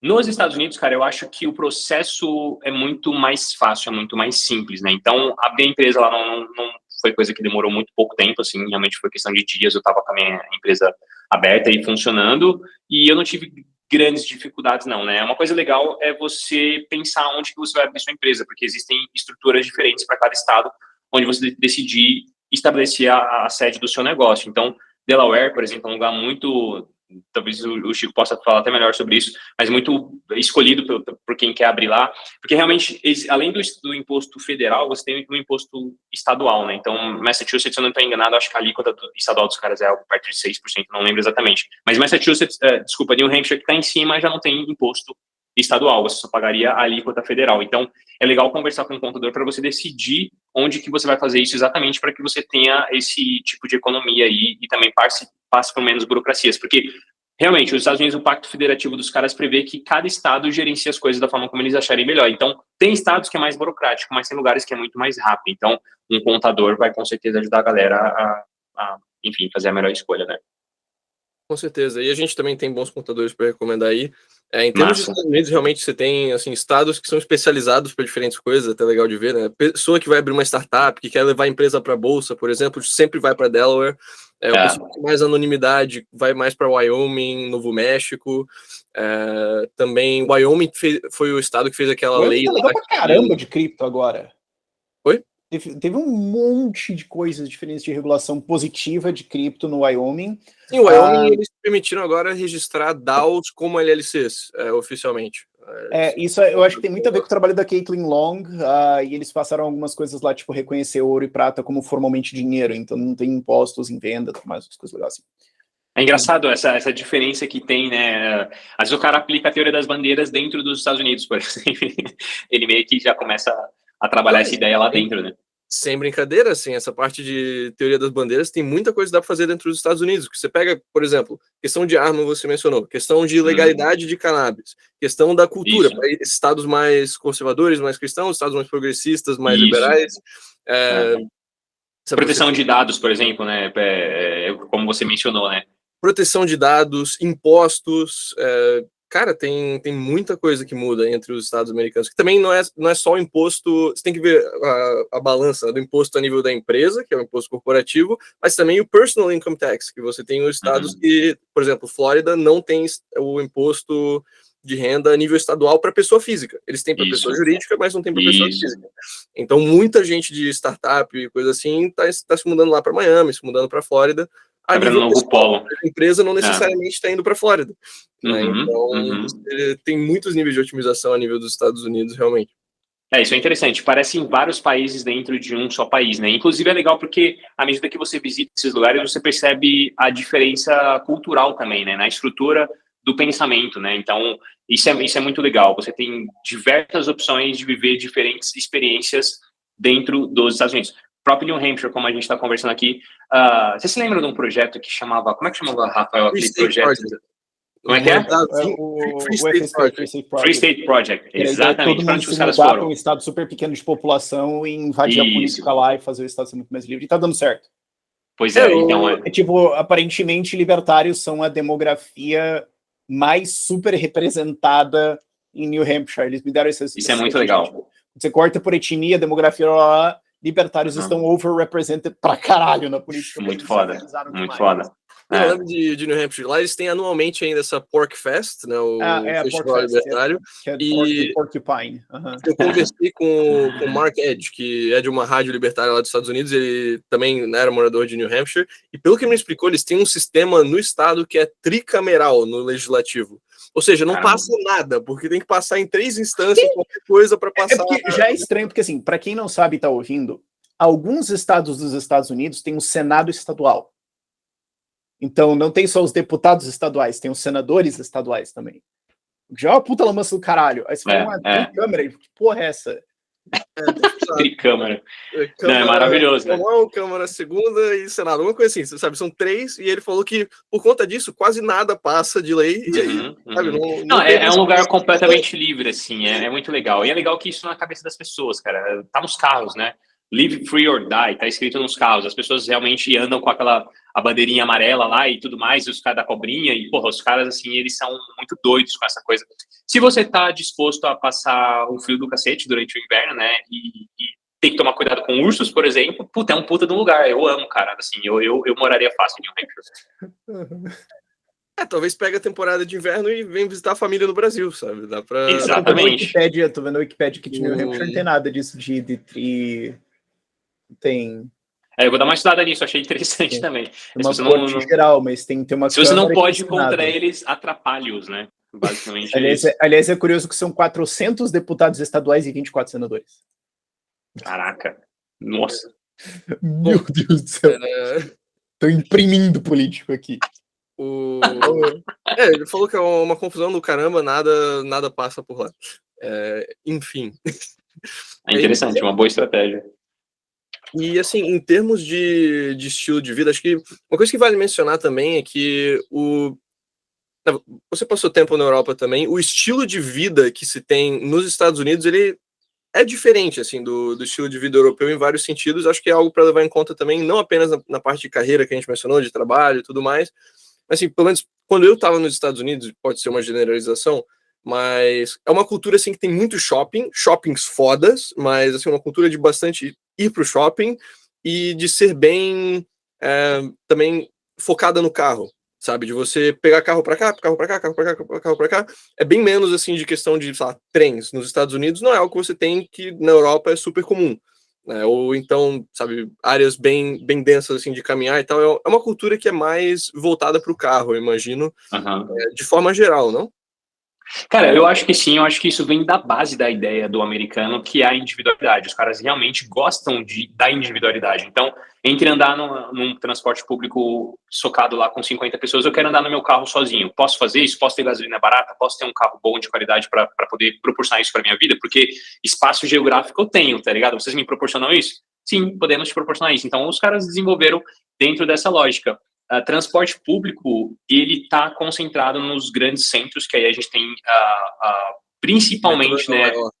Exatamente. Aí a gente tem, assim, é muito mais atrativo para os millennials, por exemplo, que estão vindo de uma nova escola, né, da escola de repente, aí da galera que tá pensando mais em automação, tá pensando mais em coletividade, tá pensando mais em usar as coisas juntos e não tem mais tanto essa questão. Mas o boomer, por exemplo, ele ama, cara, ter a casa dele com um certo grau de distância da casa do vizinho, porque ele quer poder fazer o que ele quiser no quintal dele, entendeu? Por exemplo, apartamento, né? Se você falar para um boomer para ele morar num apartamento, em especial alguém que se deu bem na vida, ele vai, pô, é ridículo para ele. Ele não quer morar num apartamento numa caixa com um monte de pessoas do lado dele. Então, o apartamento pro americano boomer, por exemplo, é o fim do mundo, assim. Quem tá lá é o cara que não deu certo na vida, né? Já os imigrantes, por exemplo, amam a possibilidade de morar num lugar com toda a estrutura, por exemplo, em especial com esse novo conceito que eles estão trazendo para lá depois da pandemia, principalmente da pessoa não sair do complexo para fazer nada. Lá dentro do complexo ela tem tudo, inclusive um lugar onde ela trabalha. Então, assim, são mudanças culturais que vão acontecendo gradativamente, mas eu percebo que a individualidade realmente ela existe, cara. Nos Estados Unidos ela transformou muitos aspectos da vida social, cultural, enfim, em todos os aspectos aí do americano. Realmente eles prezam muito isso. E, de novo, custa barato, né? Eles podem produzir isso barato, as pessoas trocam de carro sempre, tem leasing para fazer, trocam de carro o tempo todo. São muito consumistas, né? Produzem muito. Mas, na verdade, essa é a base do como eles fazem a roda girar. Então, é o que todo brasileiro quer, tanto que é o que o Lula prometeu na campanha dele. Pois é. É o que eu falei, é o primo pobre, né? Que não tem condições de bancar, mas adoraria ter. Então, se pudesse ter isso no Brasil, o cara ia querer com certeza. Você acha que o brasileiro ele quer ficar pegando transporte público ruim? Puta, não quer uma ruim, ele preferia estar no carro dele, mas vai ver quanto que é para comprar um Gol aqui, é 80 mil reais, não sei quanto que é um Gol. Mas nos Estados Unidos você vai comprar um carro, sei lá, baratíssimo, com 10 mil dólares você compra um bom carro para você andar, que você talvez não teria no Brasil a sua vida inteira, dependendo da sua classe social. Uhum. E acho que um ponto também que vale mencionar, né, um dos principais motivos que levam o brasileiro a sair do Brasil é a questão da segurança, né, a questão do homicídio e sequestro e tudo mais. Como que é a questão da segurança aí nos Estados Unidos? Imagino que também tem uma variação grande a nível regional, talvez, que acho que, assim, já jogando a objeção, a coisa mais difícil, diria, o brasileiro acho que vê muito a questão de violência nos Estados Unidos quando aparece, sabe, uma coisa de tiroteio em escola, esse tipo de coisa assim. Ele deve ficar com a noção de que, nossa, lá é tiroteio o tempo todo, sabe, tem essa questão. Mas como que é vivendo nos Estados Unidos a segurança que você experiencia assim no seu dia a dia? Bom, eu acho que a violência ela tem aumentado nos Estados Unidos, em especial por causa das políticas progressistas, muitas vezes, em especial quando eles tentam, por exemplo, nos estados onde eles tentam coibir a utilização de armas, etc. Agora, existem redutos onde essas coisas acontecem. Eu acho que a violência está sempre muito associada à pobreza, né? Não que quem é pobre é violento, mas como consequência da situação, sei lá, eu vejo que nos guetos, por exemplo, americanos e nos lugares onde os imigrantes também se concentram, que vêm muitas vezes com uma realidade um pouco diferente, a violência se desenvolve um pouco mais. Eu, falando de Massachusetts, eu não tive nenhum episódio de violência, eu não observei nada que me deixasse assim, assustado. Agora, eu sei de lugares lá onde, por exemplo, amigos meus que iam entregar pizza, vinham lá os caras, black communities, por exemplo, os caras que são super preconceituosos, né? Tem muitos negros que se fecham dentro de uma comunidade e eles são preconceituosos, inclusive, com imigrantes. Então, amigos meus que foram entregar pizza, os caras tomavam a pizza dele e mandavam ele embora, não deixava ele, não pagava e tal. Eu já ouvi coisas assim. Mas, de forma geral, eu não sinto que os Estados Unidos represente, por exemplo, me dê o que eu tinha no Brasil, que é medo de estacionar o carro na casa. Eu morava em São Paulo, por exemplo, e quando você vai estacionar o carro, você precisa olhar para os lados, ver o que está acontecendo, quem está passando ali, se você não vai ser assaltado e tal. Nos Estados Unidos eu não tinha essa sensação. Acho que isso vem aumentando, já foi muito melhor, mas ainda assim no nível bem menor do que a gente tem no Brasil. Em especial esses crimes mais violentos, né? Também, assim, eu também não me recordo de ver continuamente isso na mídia. Talvez seja porque no Brasil os caras existe um certo estilo de jornalismo de ficar explorando a desgraça, né? Também, talvez seja por isso. Mas eu não lembro de ter tido essa percepção nos Estados Unidos. Eu me sentia bastante seguro em todos os lugares que eu morei lá. Também nunca morei num lugar ruim, né? Que, obviamente, a violência é mais presente. Assim, pegando estatisticamente, a taxa de homicídio dos Estados Unidos está lá na casa dos 6 ponto alguma coisa, já a do Brasil é quase 20, né? Então, menos, estatisticamente, a sua chance de você, sabe, de ter um homicídio que está envolvendo você é menos. Mais de 3 vezes menor, né? Eu acho que assim, não é só a taxa de homicídios e tudo mais, tipo, por exemplo, eu moro em Vila de São Paulo, não tenho medo de ser morto. Agora, eu tenho medo assim de assaltos. Quantas vezes eu vou perder meu celular por ano, sabe? Eu fui no Rock in Rio recentemente, furtaram meu celular, aí eu fui comprar outro, eles perguntaram se eu queria seguro, aí eu comparei o preço do seguro ao preço do celular, fiz as contas e falei, cara, peraí, parou. Esse preço de seguro aqui tá presumindo que 1/3 dos celulares será assaltado no primeiro ano. Uau! Porque para fechar a conta, vocês estão calculando que mais ou menos 1/3 dos aparelhos será furtado ou destruído. Aliás, era seguro contra crime. Então vocês estão presumindo isso. Aliás, não, pera. Vocês não estão presumindo isso. Vocês estão presumindo que a quantidade de reclamações vai ser isso, porque a quantidade de crime vai ser maior, só que as pessoas não vão conseguir provar.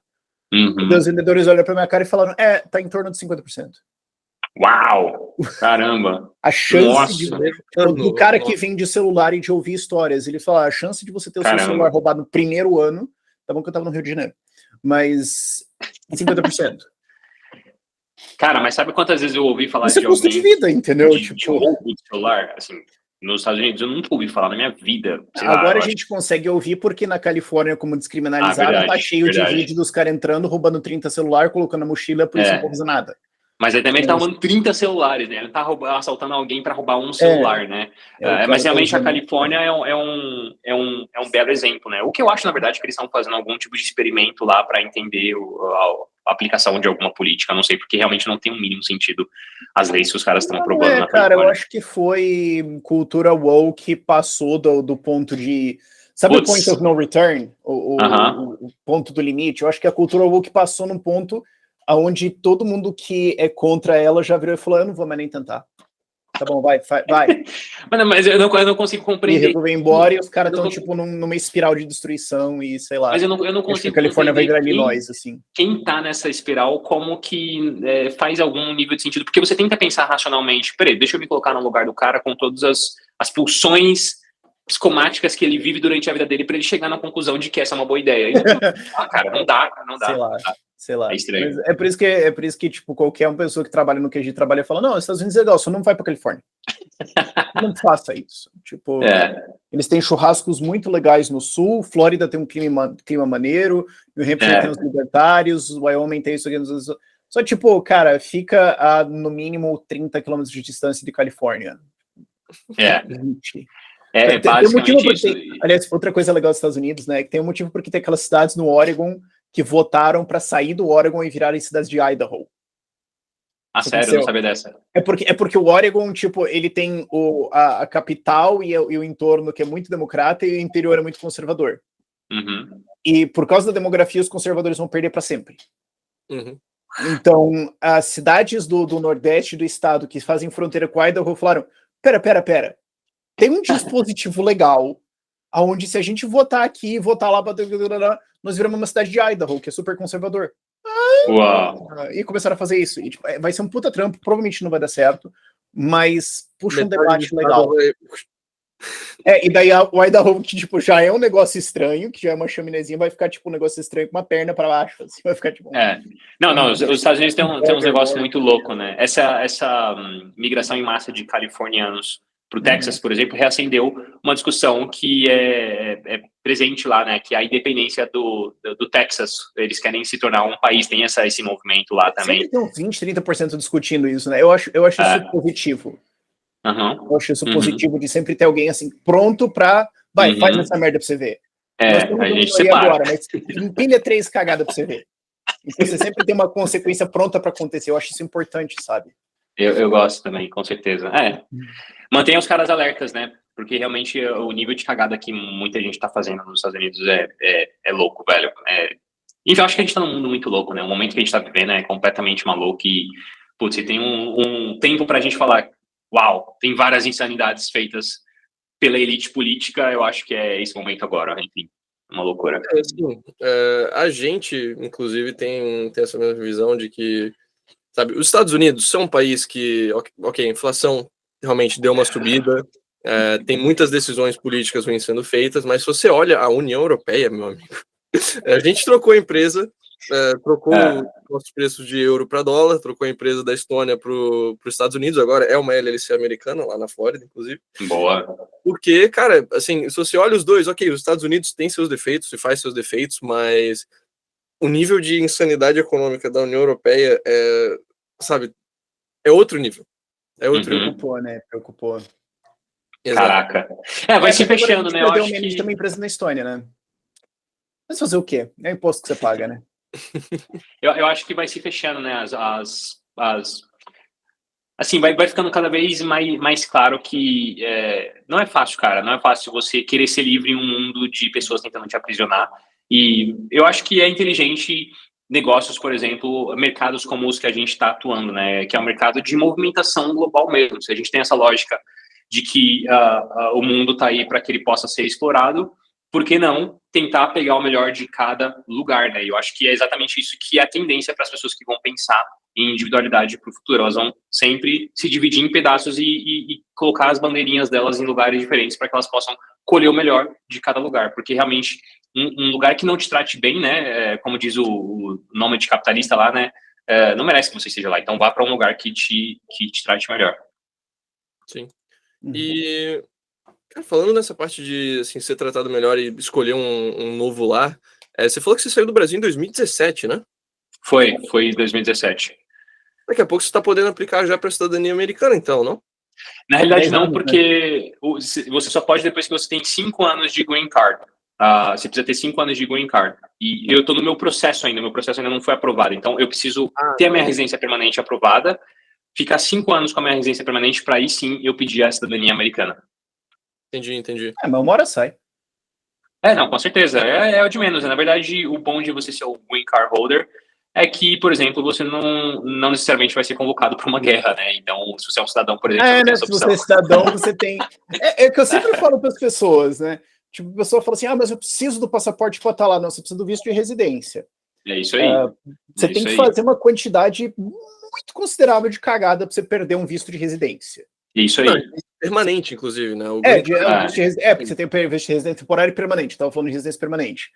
Daí a galera fala, mas o passaporte é legal. Eu falo, o passaporte é legal, porque dá de tirar direitos fantásticos, assim como, por exemplo, votar. Exatamente. Por exemplo, qualquer desvantagem que você tem, olha, de ficar com a sua residência permanente.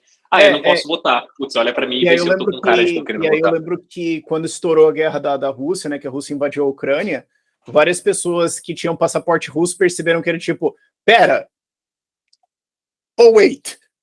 Exatamente. Ou tipo, eu vim para a Ucrânia e tudo mais, e eu tenho a cidadania agora, eu sou um cidadão ucraniano. Pera. Isso significa que eu posso ser convocado?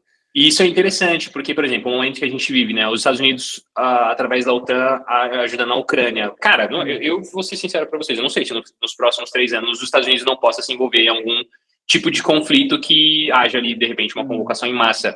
Eu adoraria não precisar ser convocado, eu adoraria não ter que voltar para o Brasil, porque me convocaram para uma guerra, entendeu?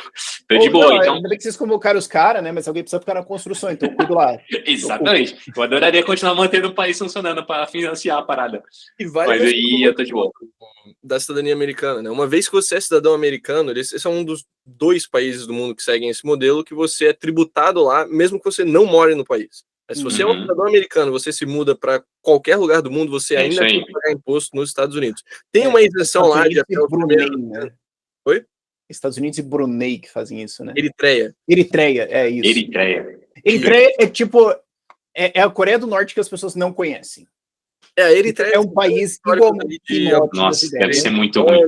Tipo, você precisa de um visto incondicional. Tipo, não importa o que você vai fazer lá. Eu quero fazer turismo. Não. Você tem que ter um visto. Caraca. Mas assim, o cidadão americano, ele é tributado onde quer que ele vá no mundo, né? Você tem aquela isenção lá, o Foreign Earned Income Exclusion, que daí você exclui até 100 e poucos mil se você realmente está morando fora dos Estados Unidos, mas ainda tem que fazer declarações anuais, ainda tem que pagar a seguridade social, etc. Você, como green card holder, tem essa situação também. Se você tem o green card e vai morar fora dos Estados Unidos, tem que tributar. Então, mas pode abdicar do green card a qualquer momento. Exatamente. Essa é a grande vantagem. Tem muito mas tem burocracia e tal. Tem outro ponto que é, quando você é um green card holder, eles não te sugerem ficar mais de 180 dias fora do país, porque senão você pode perder o benefício da residência permanente. Então, quanto tempo dura o Green Card? Quanto tempo eu posso ser um residente permanente? Por quanto tempo você quiser, desde que você não faça uma grande cagada, você não corre o risco de perder. Agora, qual que é a parte ruim? Você não pode ficar mais de 180 dias fora do país, o que para mim é algo ruim, porque eu acho que você perde um pouco da liberdade da sua mobilidade, mas dá para você se ajustar dentro dessa dinâmica. E o que você perde a mais com isso é o que o Rafa falou, você não pode votar e, sei lá, você não pode se candidatar para certos cargos públicos americanos, como trabalhar na CIA, por exemplo. Mas, cara, quem quer trabalhar na CIA? Não sei, eu não quero. Então, para mim, assim, é uma grande vantagem manter o Green Card, talvez até antes de pensar de fato em aplicar para a cidadania, porque realmente também vou ser tributado se eu for um Green Card holder, então eu não consigo me isentar desse problema. Mas eu tenho algumas vantagens que um cidadão americano não tem. Enfim, eu acho que tem que pesar na balança, né? Às vezes também você ser um cidadão e poder ficar quanto tempo você quiser fora, também para mim pode parecer uma grande vantagem. Eu acho que é questão de avaliar mesmo. Mas, assim, se você pensa em viver nos Estados Unidos a sua vida inteira e você quer fazer um impacto na sociedade votando, não sei, tem motivos que você pode querer a cidadania americana, né, mas a nível prático, o Green Card te dá tudo que você precisa. Mas se você quer viver e trabalhar nos Estados Unidos com pouquíssimas exceções. As pessoas podem até servir no exército, né, se elas quiserem, com um Green Card. Tem gente que, por exemplo, quer entrar no Army, tem muitos brasileiros que eu conheço, que é o sonho dos caras, eu não sei porquê, se eles jogaram muito Call of Duty, não sei exatamente o que aconteceu, mas eles querem muito servir. Eu falo, caraca, bicho, você é um cara engraçado. Mas tudo bem, vai lá então, né? Se é seu sonho, vai lá. Mas aí os caras me perguntam, se eu for um Green Card holder, eu posso servir?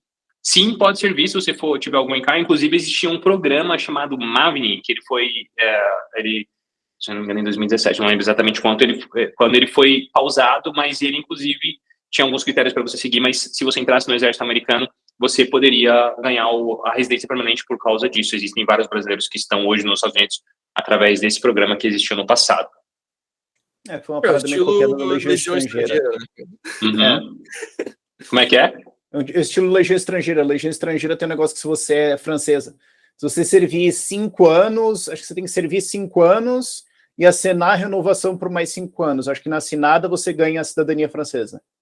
Ou se você servir 10 anos no total, você pede cidadania e ganha, alguma coisa assim. Mas é um jeito que é conhecido como a porta de escape do mundo. Então, assim, se você quiser servir na legião estrangeira, eles não vão perguntar nada sobre você, inclusive sobre o seu nome. Se você quiser chegar lá e falar que o seu nome é Juan Carlos, e você vem da Argentina, e os caras não vão te perguntar nada. Eles vão te fazer toda a documentação como se fosse isso e te colocar para dentro. Você está respondendo por 6 homicídios, 2 atentados terroristas, eles não vão perguntar. Eles não vão atrás. Então é tipo, não importa, esse é o piada que eles têm, não importa o tamanho da cagada que você fez na sua vida. Você pode resolver sua vida na França. 25 anos, ainda tem a legião estrangeira, vai pra lá. Boa. A Rússia acabou de abrir uma parada dessas também, de se alista lá e você ganha cidadania em não sei quantos anos. A Rússia estava... é lógico. Né, mas eu fico curioso para saber quantos candidatos eles terão, né? Fico curioso. Acho que morreu... Puta, essa semana acho que foi mais de 530 pessoas num dia só, cara. Puta, que loucura.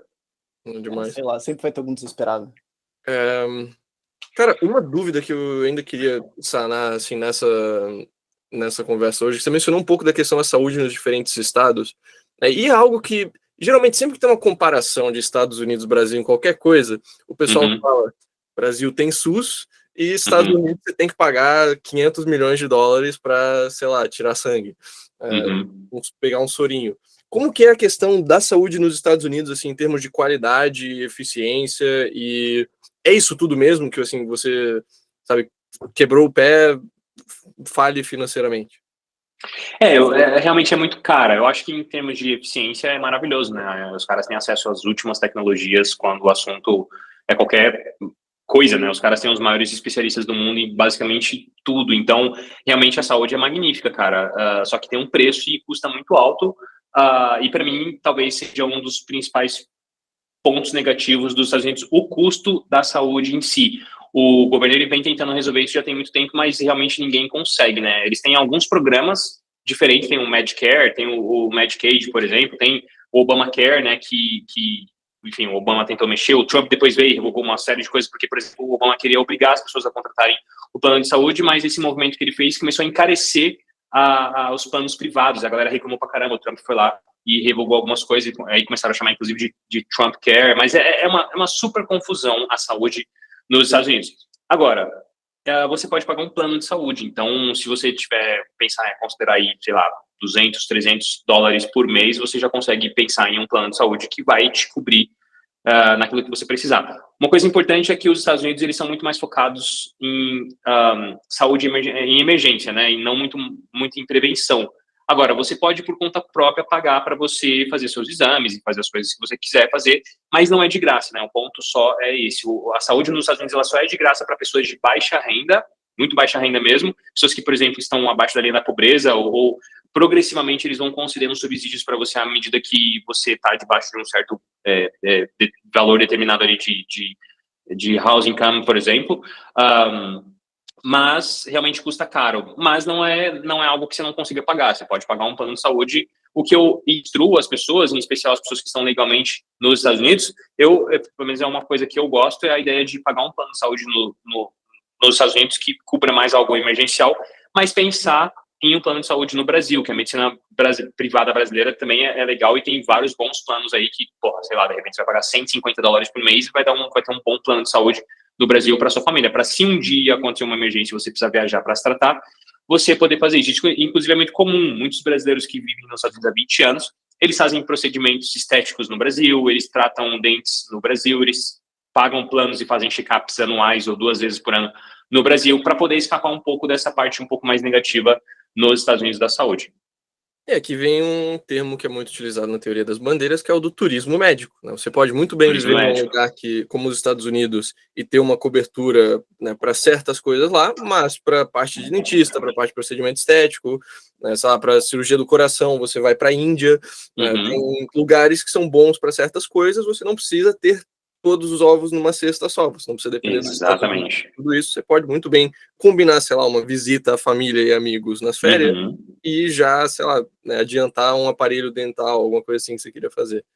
Né? Então, exatamente. A galera tem feito muito isso. Dentista é mais complicado porque você tem a manutenção mensal, mas, por exemplo, nos Estados Unidos os caras já desenvolveram aquelas máquinas que imprimem os moldes do teu dente, elas vão progressivamente acertando o seu dente através de uns aparelhos de plástico. Acho que isso já chegou no Brasil também. Mas, enfim, lá é super barato, os caras consertam os dentes lá com $2.000, $1.500, $1.200, eles consertam os dentes e usam aqueles aparelhos plásticos. Agora, realmente, essa medicina preventiva, eu acho super interessante ter no Brasil, né? E aí vem mais uma vantagem de você fazer todo o processo legal, porque se você faz o processo ilegalmente, morar nos Estados Unidos, você se trava de diversas maneiras, né? A vida de um imigrante legal lá, ela só parece ser muito boa, mas na prática ela tem uma série de barreiras e por isso que eu não incentivo ninguém a fazer da forma legal. Fazer da forma legal, porque custa mais caro, demora mais tempo, mas pelo menos te dá uma liberdade que lá na frente vai ser necessária para você poder resolver certos problemas, como, por exemplo, a saúde, se você precisar e não quiser resolver nos Estados Unidos. Muito bom. Acho que, assim, do meu lado, a última pergunta que eu teria, a gente mencionou os principais lugares que as pessoas vão, né, Flórida, Massachusetts também. Tem alguma, sabe, uma gema escondida, uma pérola que não foi muito bem descoberta ainda, que você recomendaria também? Tipo, essa cidade eu gostei pra caramba, mas não vi ninguém vindo ainda.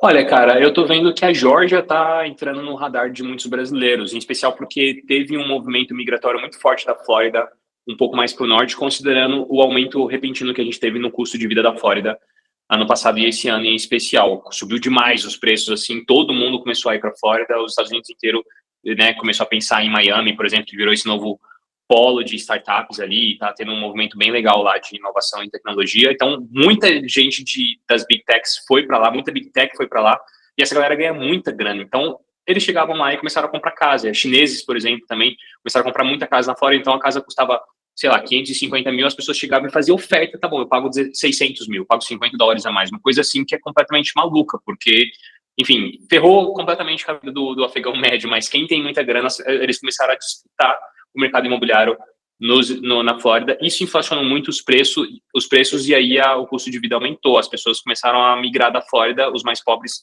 e a classe média, para a Geórgia, que é um estado que está acima, está se desenvolvendo. É um lugar legal, você tem um clima bacana, bem mesclado, tem muitas montanhas, você tem cidade grande também, tem Atlanta ali, que foi palco da história do The Walking Dead, por exemplo, né? Tem muita gente que curte. Então, o Georgia eu acho que é legal pra caramba as pessoas pensarem. Mas não apenas, eu acho que Utah também é um lugar bem legal, eu gosto bastante. E tem amigos que moram lá que falam que é muito bom, assim, de viver lá, a qualidade de vida é muito bom. Você também tem as 4 estações bem definidas, tem um custo de vida relativamente baixo e salários bem positivos também para quem está indo para trabalhar e tudo mais.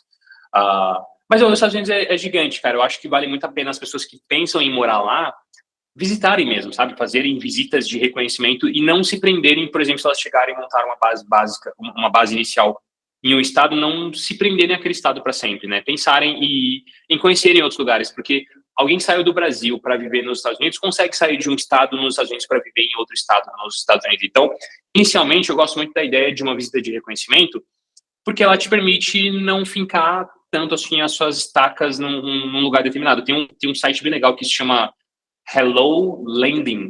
É uma startup que eles alugam apartamentos mobiliados e você não precisa pagar calção, né, depósito de calção, você não precisa comprovar aquele tanto de coisa, é bem simples o processo de alugar um apartamento. Você pode chegar e viver num apartamento que está completamente pronto, com sofá, televisão, prato, talher, tudo mais que você precisar, e se você pular de um apartamento da rede deles para outro, independente do estado que seja, você consegue fazer isso sempre com um aviso prévio de 30 dias. Então, desde que você fique 30 dias, pelo menos, no apartamento, você pode se movimentar quantas vezes você quiser. E eu acho isso bem legal. Eu utilizei isso quando eu desci para a Flórida. Então, para quem está se mudando ou está indo para os Estados Unidos com visto de estudante, por exemplo, é legal pensar, de repente, numa possibilidade como essa, para poder reconhecer e ver onde se sente melhor, onde gosta mais. Só tem um problema, eles pedem Social Security Number. Eu imagino que em algum momento eles vão,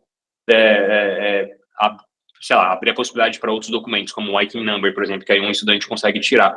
Mas com certeza vai surgir alguma outra opção que não vai exigir o Social Security Number, porque o mercado lá está sempre se adaptando para a realidade de estrangeiros vivendo no país. Isso aconteceu com o mercado de financiamento de veículos, por exemplo. Os caras tem uma empresa bem legal lá, feita por imigrantes que estavam lá com visto de estudante, e eles começaram a captar recurso, e hoje eles emprestam para imigrantes que não têm histórico de crédito, que acabaram de chegar e não têm Social Security Number, para essas pessoas financiarem carros. Então, eu tenho certeza que o mercado lá vai se desenvolver nesse sentido, e isso é bom para as pessoas reconhecerem, né, e verem onde elas se sentem melhor. Sensacional. Então fica aqui também as 2 dicas para quem quiser conferir lugares não tão visitados ainda: Utah e Georgia. Georgia, vale mencionar, fica Sandy Springs, a cidade que privatizou tudo, basicamente. Depois dei uma olhada no documentário da Reason, eles têm um modelo lá de parceria público-privado bem massa, que eles basicamente colocaram, terceirizaram para o setor privado praticamente tudo e conseguiram aumentar a eficiência, conseguiram aumentar um monte de coisa, depois exportaram esse modelo para, sei lá, acho umas 4, 5 cidades da Geórgia também. Vale o estudo. A Geórgia também tem uns casos assim de libertarianismo bem legais. E, bom, acho que do meu lado era isso. Rafa, alguma última pergunta que você tenha para o Oliver? Não, só isso. Então, Oliver, você tem alguma última consideração, alguma coisa que você gostaria de dizer para o nosso público que tem interesse nos Estados Unidos, seja para estudar, para morar, para fazer carreira, enfim? Bom, eu acho que é legal as pessoas pensarem nos Estados Unidos, tirando um pouco do preconceito sobre a dificuldade de se imigrar para lá, porque eu acho que hoje tem ficado cada vez mais claro caminhos, tanto para pessoas que querem se qualificar no país através do visto de estudante, quanto para pessoas que querem cavar alguma oportunidade de emprego, criar um networking profissional para receber um sponsorship, um patrocínio, ou mesmo para pessoas que já são formadas e querem migrar utilizando as suas habilidades acadêmicas e profissionais. Então, a gente abrange 3 públicos muito distintos, mas que cobre basicamente, possivelmente, todo mundo que está assistindo a gente. Então, se talvez você não tem grana para aplicar um visto, você pode aprender a falar inglês e cavar uma possibilidade de ter um emprego de alguém que patrocine esse visto para você.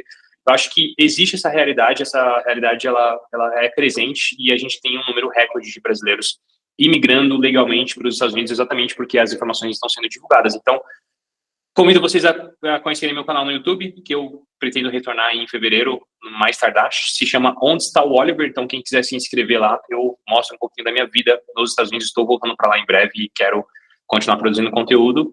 E, no mais, cara, eu queria só agradecer o convite mesmo e dizer novamente que é um prazer para mim estar conversando com vocês aqui, duas pessoas que eu admiro, e me colocar à disposição para o que vocês precisarem. Tamo junto sempre que vocês quiserem. Prazer foi nosso, foi muito bom ter você aqui, Oliver. Que venham as próximas, provavelmente ainda vale mais 1 ou 2 episódios dos Estados Unidos, aí, focando na parte legal do processo e impostos também. Mas fica então, os contatos do Oliver e da Imigrar EUA vão estar aqui na descrição do podcast, seja no YouTube, seja no Spotify, onde quer que você esteja ouvindo. E aí você pode seguir eles lá e também mandar preencher o modelo de currículo se você tem interesse no visto para profissional qualificado. Oliver, foi um prazer ter você aqui com a gente hoje, e é isso aí, a gente se vê na próxima. Valeu, pessoal, forte abraço para todos.